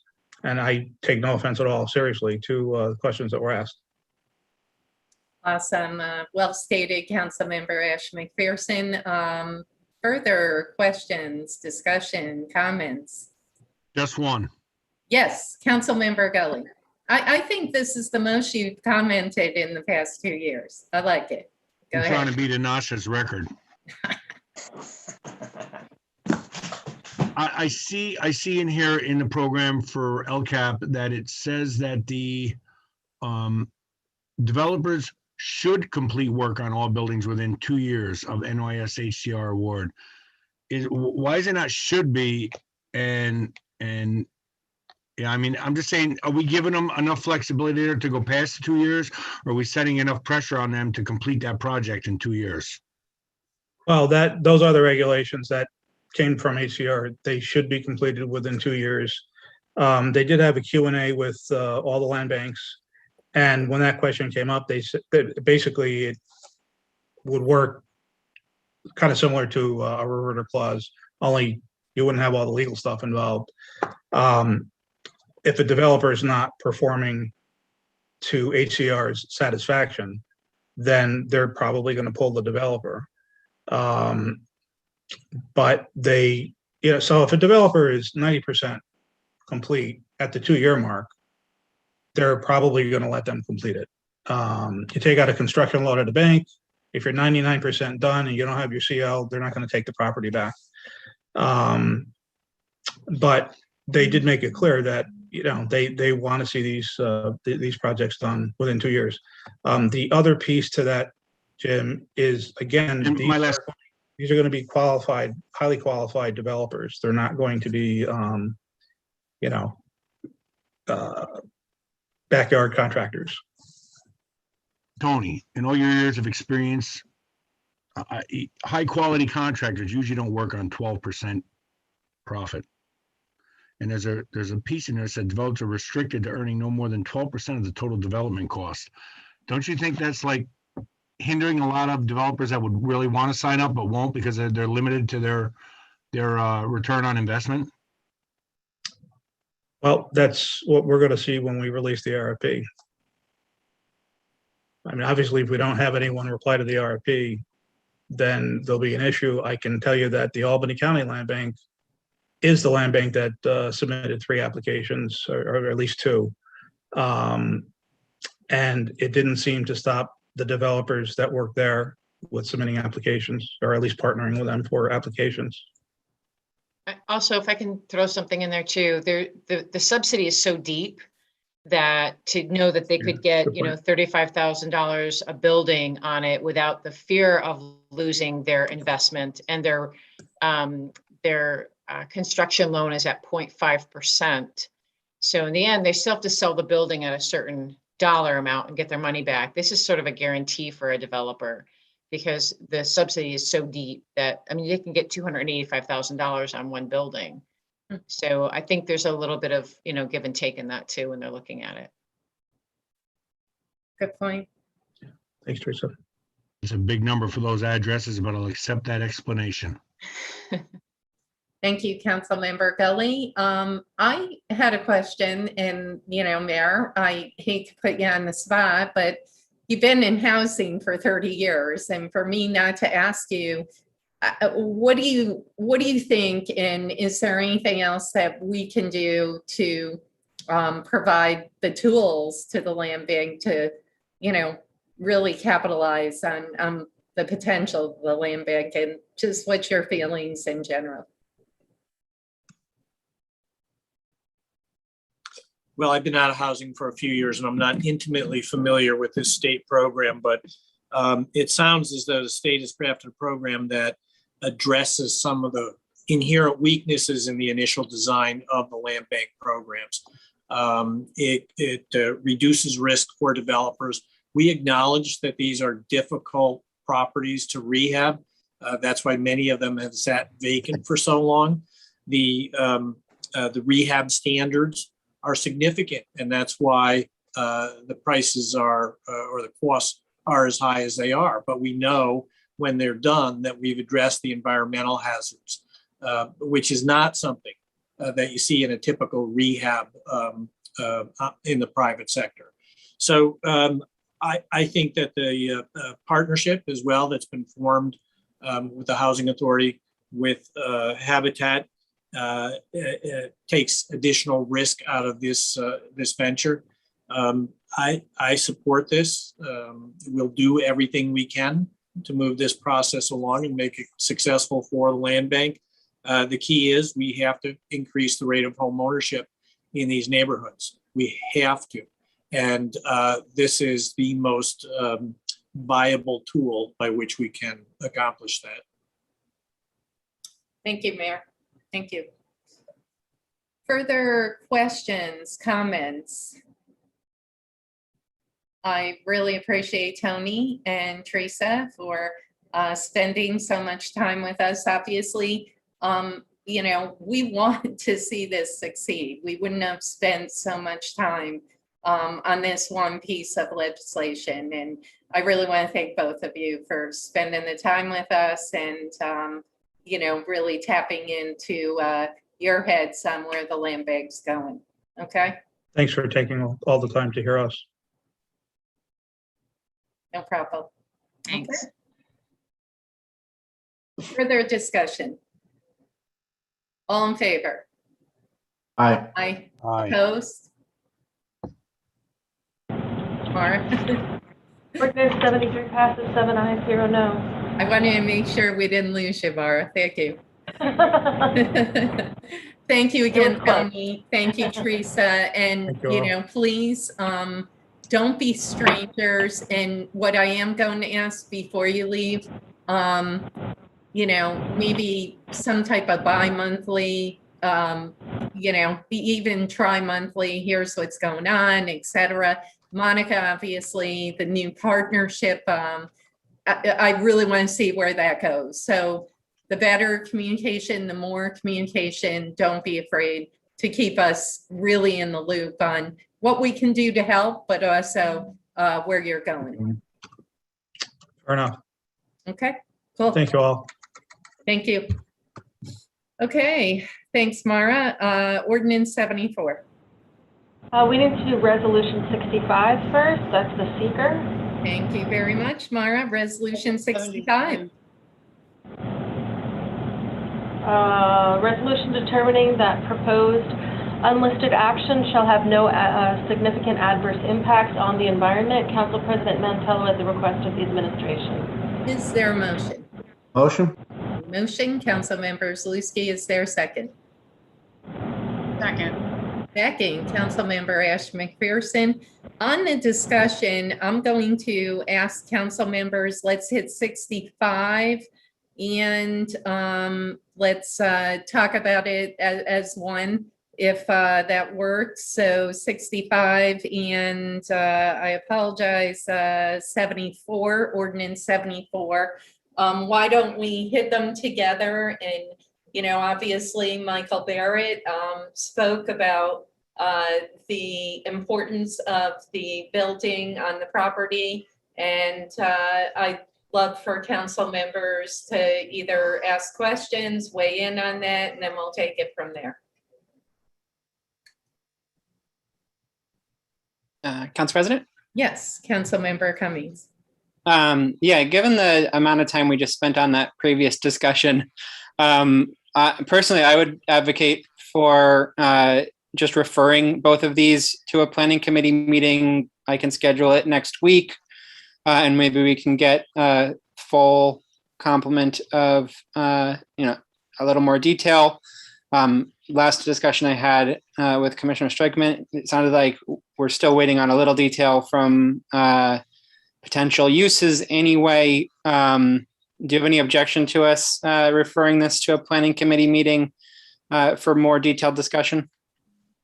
Well, I mean, we've looked at this, discussed the uses of the property. We've owned this property since 1997. I recognize there's two parcels and there's a concern about the building to the north. So let me address the seeker first.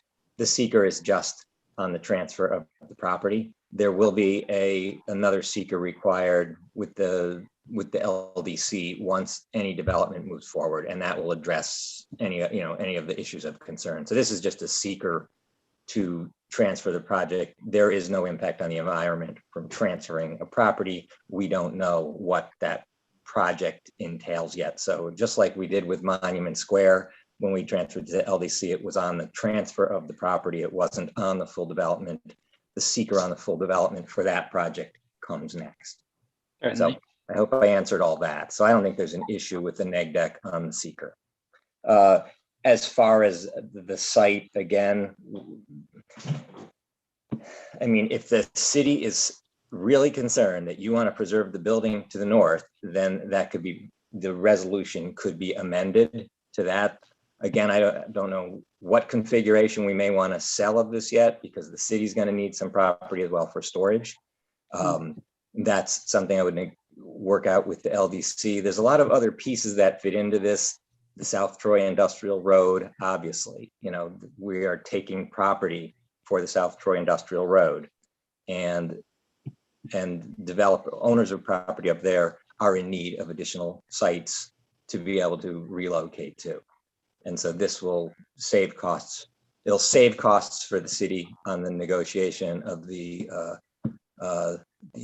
condemnation process for the industrial road. It takes a liability off of the city's hands on not only the $35 million remediation, but on any potential liability from having a building in the state that it's in right now. Again, I work for this city. I work for the LDC. It's not like I'm structuring a bad deal for the city here. I'm trying to, and we're looking at all the rest of those properties. I know Councilman Cummings, you're concerned about being able to do some clean tech down in that area.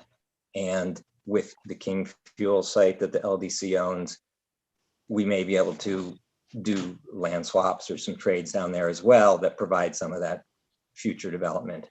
Again, there's a lot of land down there that's not the Sperry building. The Sperry building is the issue right now. Agreed. I guess the core question for the council right now is, do we want to try to hash all of this out and which parts we're saving for the city and how we're keeping what versus doing that on the, after the 15th. Well, and the city council, I mean, I believe that's a discussion with the deputy mayor, the mayor, public works. We have to all work together to determine what is needed for the city. Right. And so that will happen. Right. I guess to be clear, I don't feel like I have enough information to hand the keys over yet. I wouldn't be surprised if we get there, but I'd like to see a little more discussion before we do. And it doesn't sound like there's anything that makes it so, anything pressing enough to say we can't delay by a couple weeks here in order to have that discussion in a more full way. Well, you're delaying by a month. I mean, and we are in the acquisition stage of the South Troy Industrial Road right now.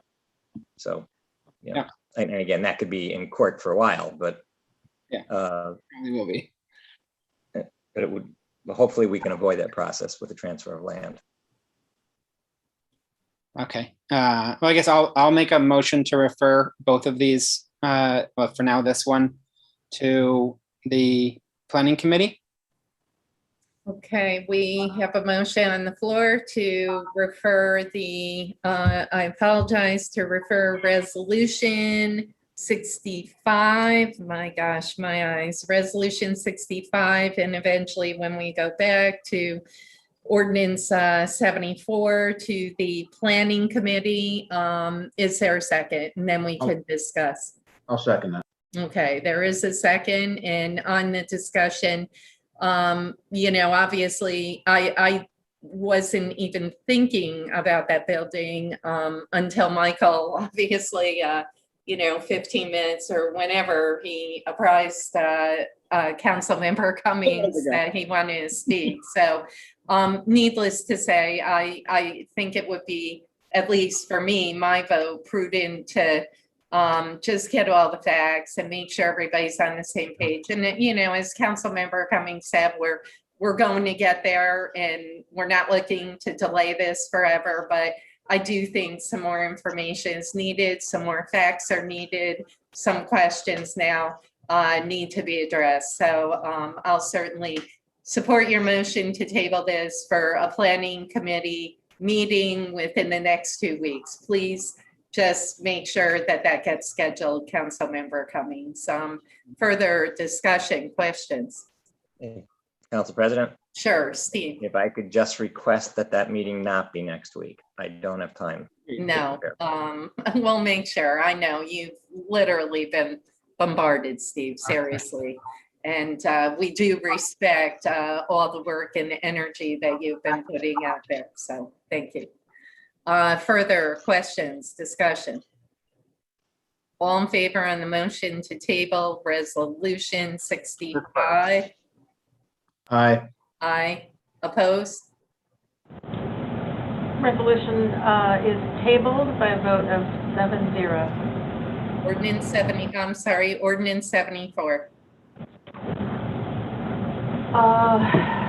Give me a moment. Ordinance authorizing and directing transfer of parcels to the Troy Local Development Corporation. Council President Mantello at the request of the administration. Councilmember Cummings. Yes, I would like to make an identical motion. The last motion was to refer. Does that matter? Whether it matters whether it's a refer or a table?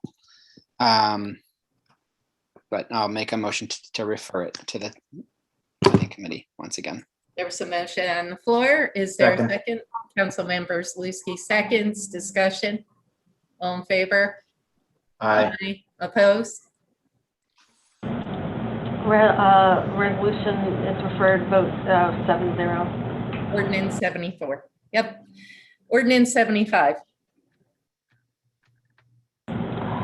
Ordinance authorizing settlement of claim to wit, Cynthia Thevenin plaintiff versus the City of Troy et al. Defendants, U.S. District Court, Northern District of New York, Civil Action Number 1, 16-CB-01115 DJS. Council President Mantello has requested the administration. Is there a motion? I'll make a motion. Steve's taking my photo, it looks like. Oh, boy. Motion, Councilmember Zaluski. Is there a second? Second. Second, Councilmember Gully. Discussion. All in favor? Aye. Aye. Opposed? Ordinance 75 passes, 7 ayes, 0 noes. Ordinance 76.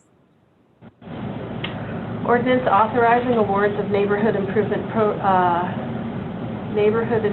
project funds, Councilmember Steele. And I do actually think that should say program and not project. I agree. We can amend that.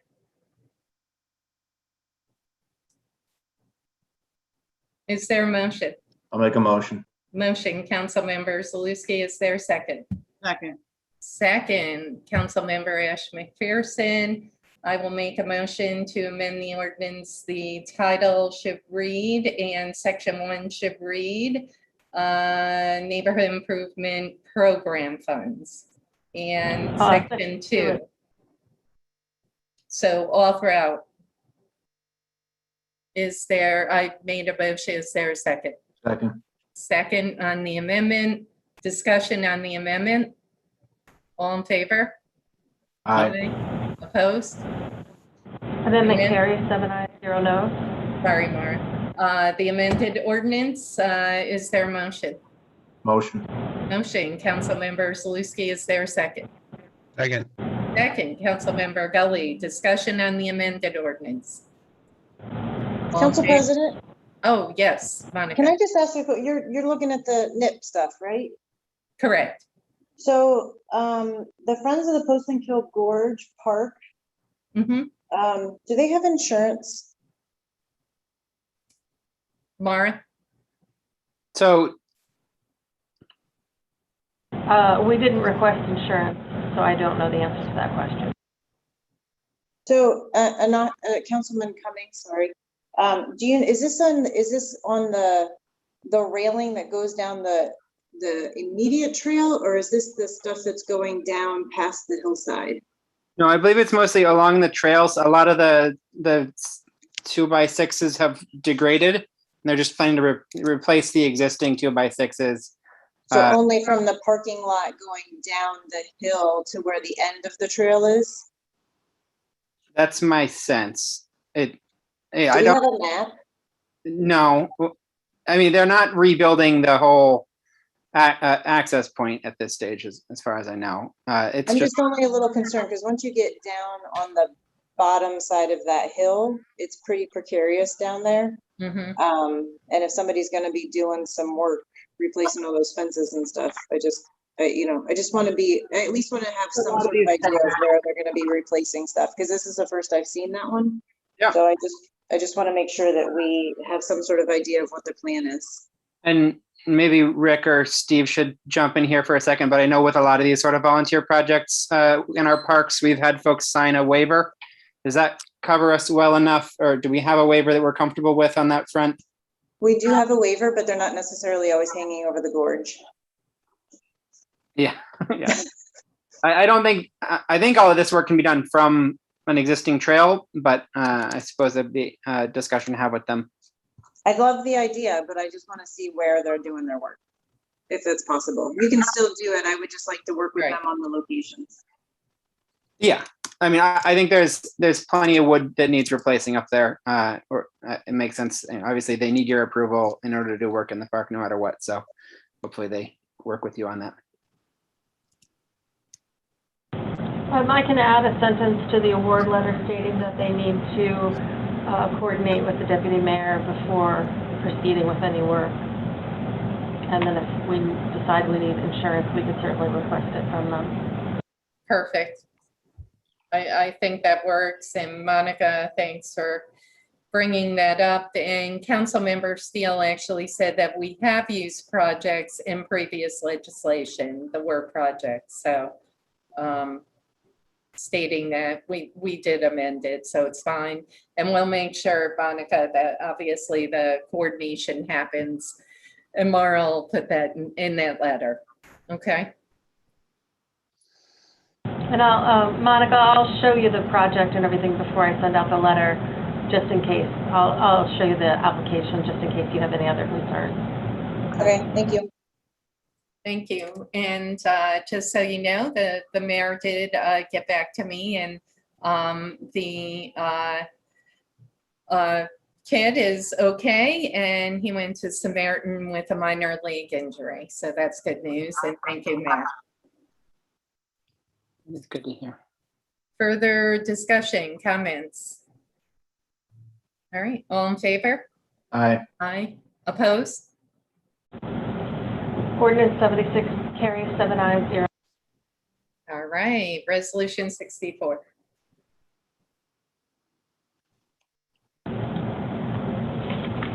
Resolution appointing a commissioner of deeds for the city of Troy, Council President Nantello. Is there a motion? Should not say. Yeah, make a it should not say at the request. Yep, thank you. Motion, Councilmember Zaluski, is there a second? Second. Second, Councilmember Gully, discussion. All in favor?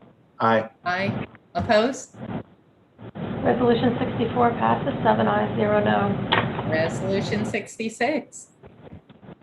Resolution of Troy City Council recognizing the 250th anniversary of Lansingburg. Council President Nantello, Councilmember Gully, Councilmember Ash McPherson.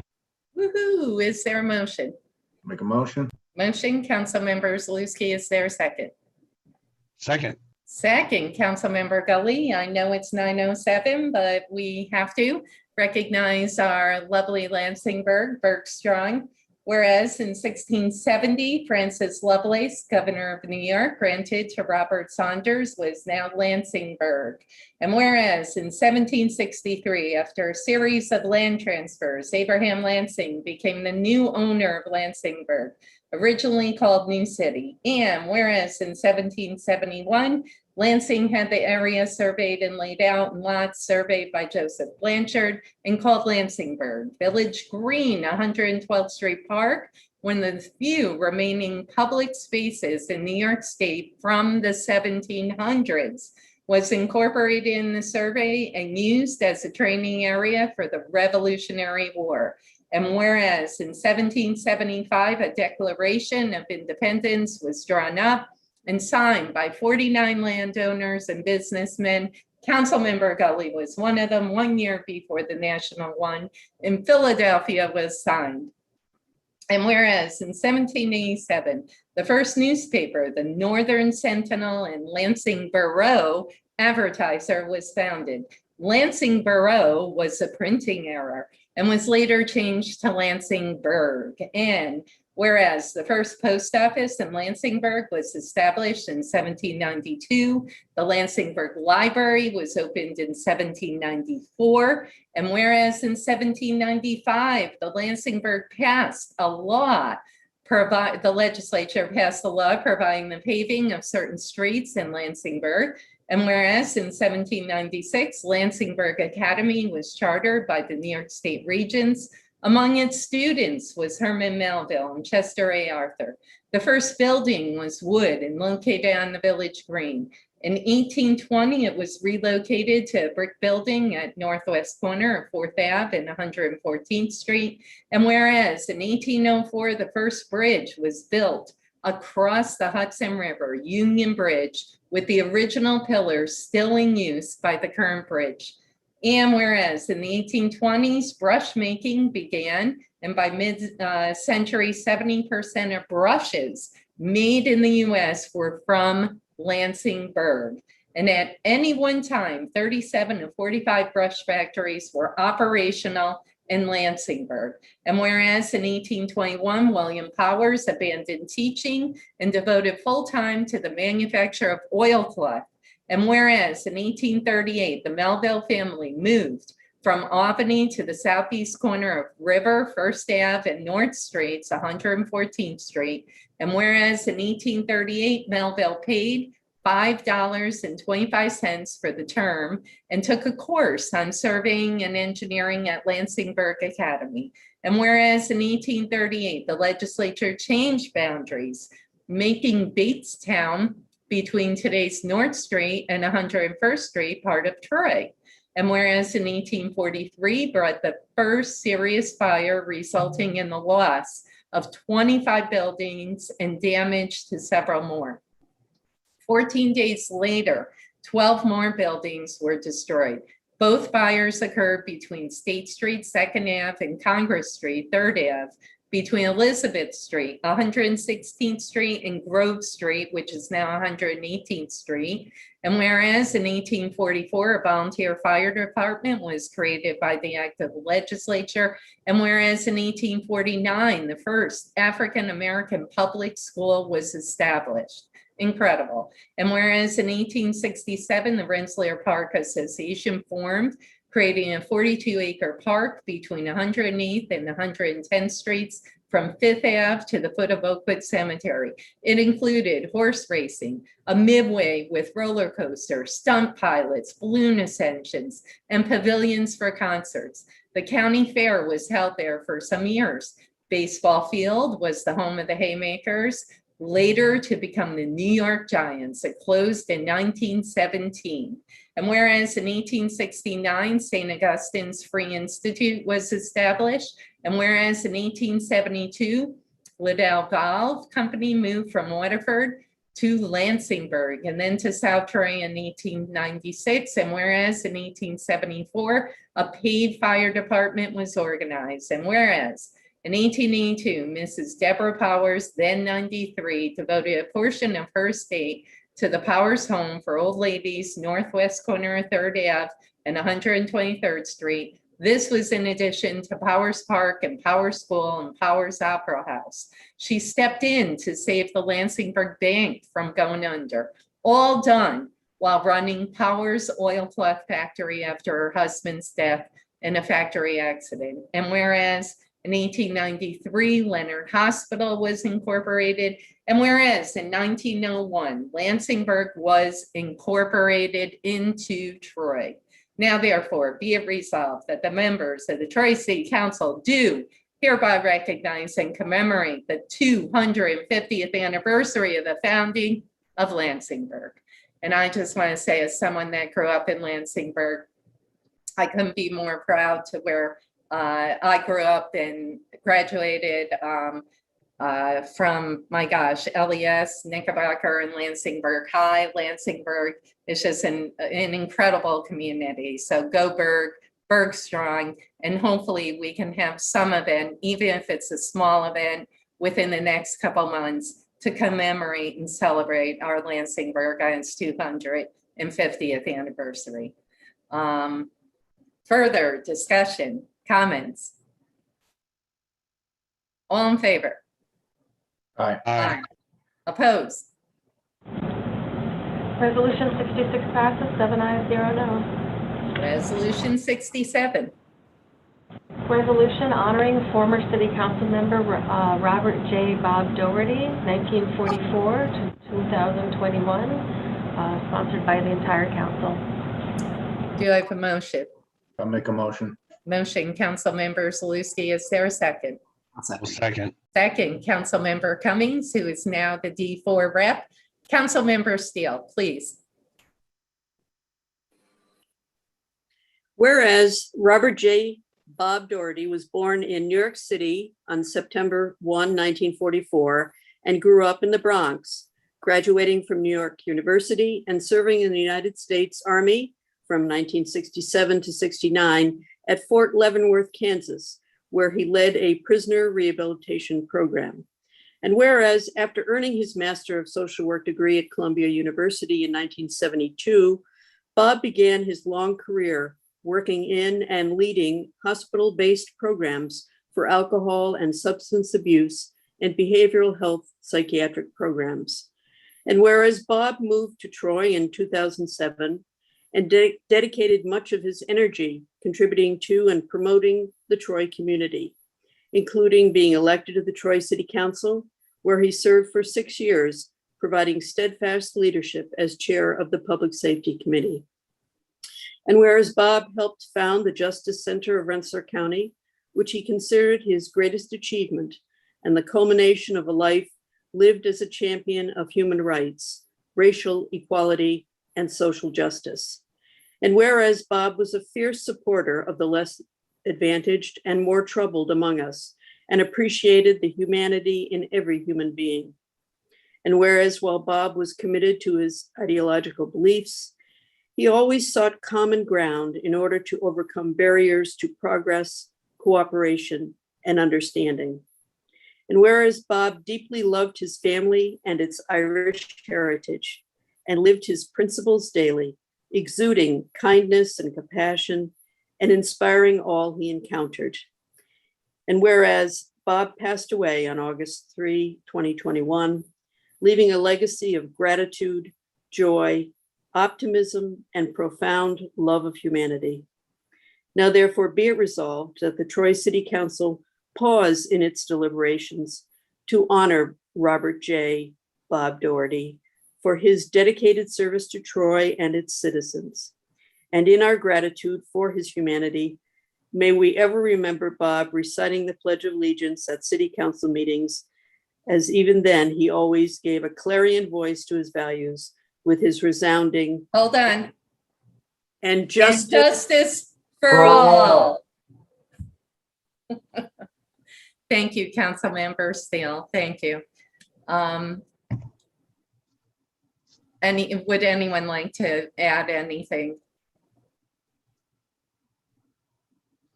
Council President. Yes, Councilmember Gully.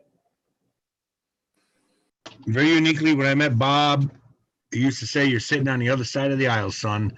And, you know, we had a great relationship through that because we spent many times, I've gone up to his house and sat down. We've had great conversations. I know probably many people don't know about this, but I will tell you that Bob had a genuinely oversized heart. And he had a steel, stubborn personality behind it.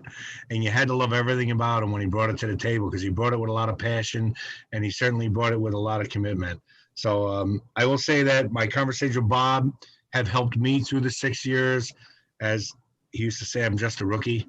And it really worked out well. So I miss him. I miss the conversations. And he was just one of those great guys you're just never going to forget.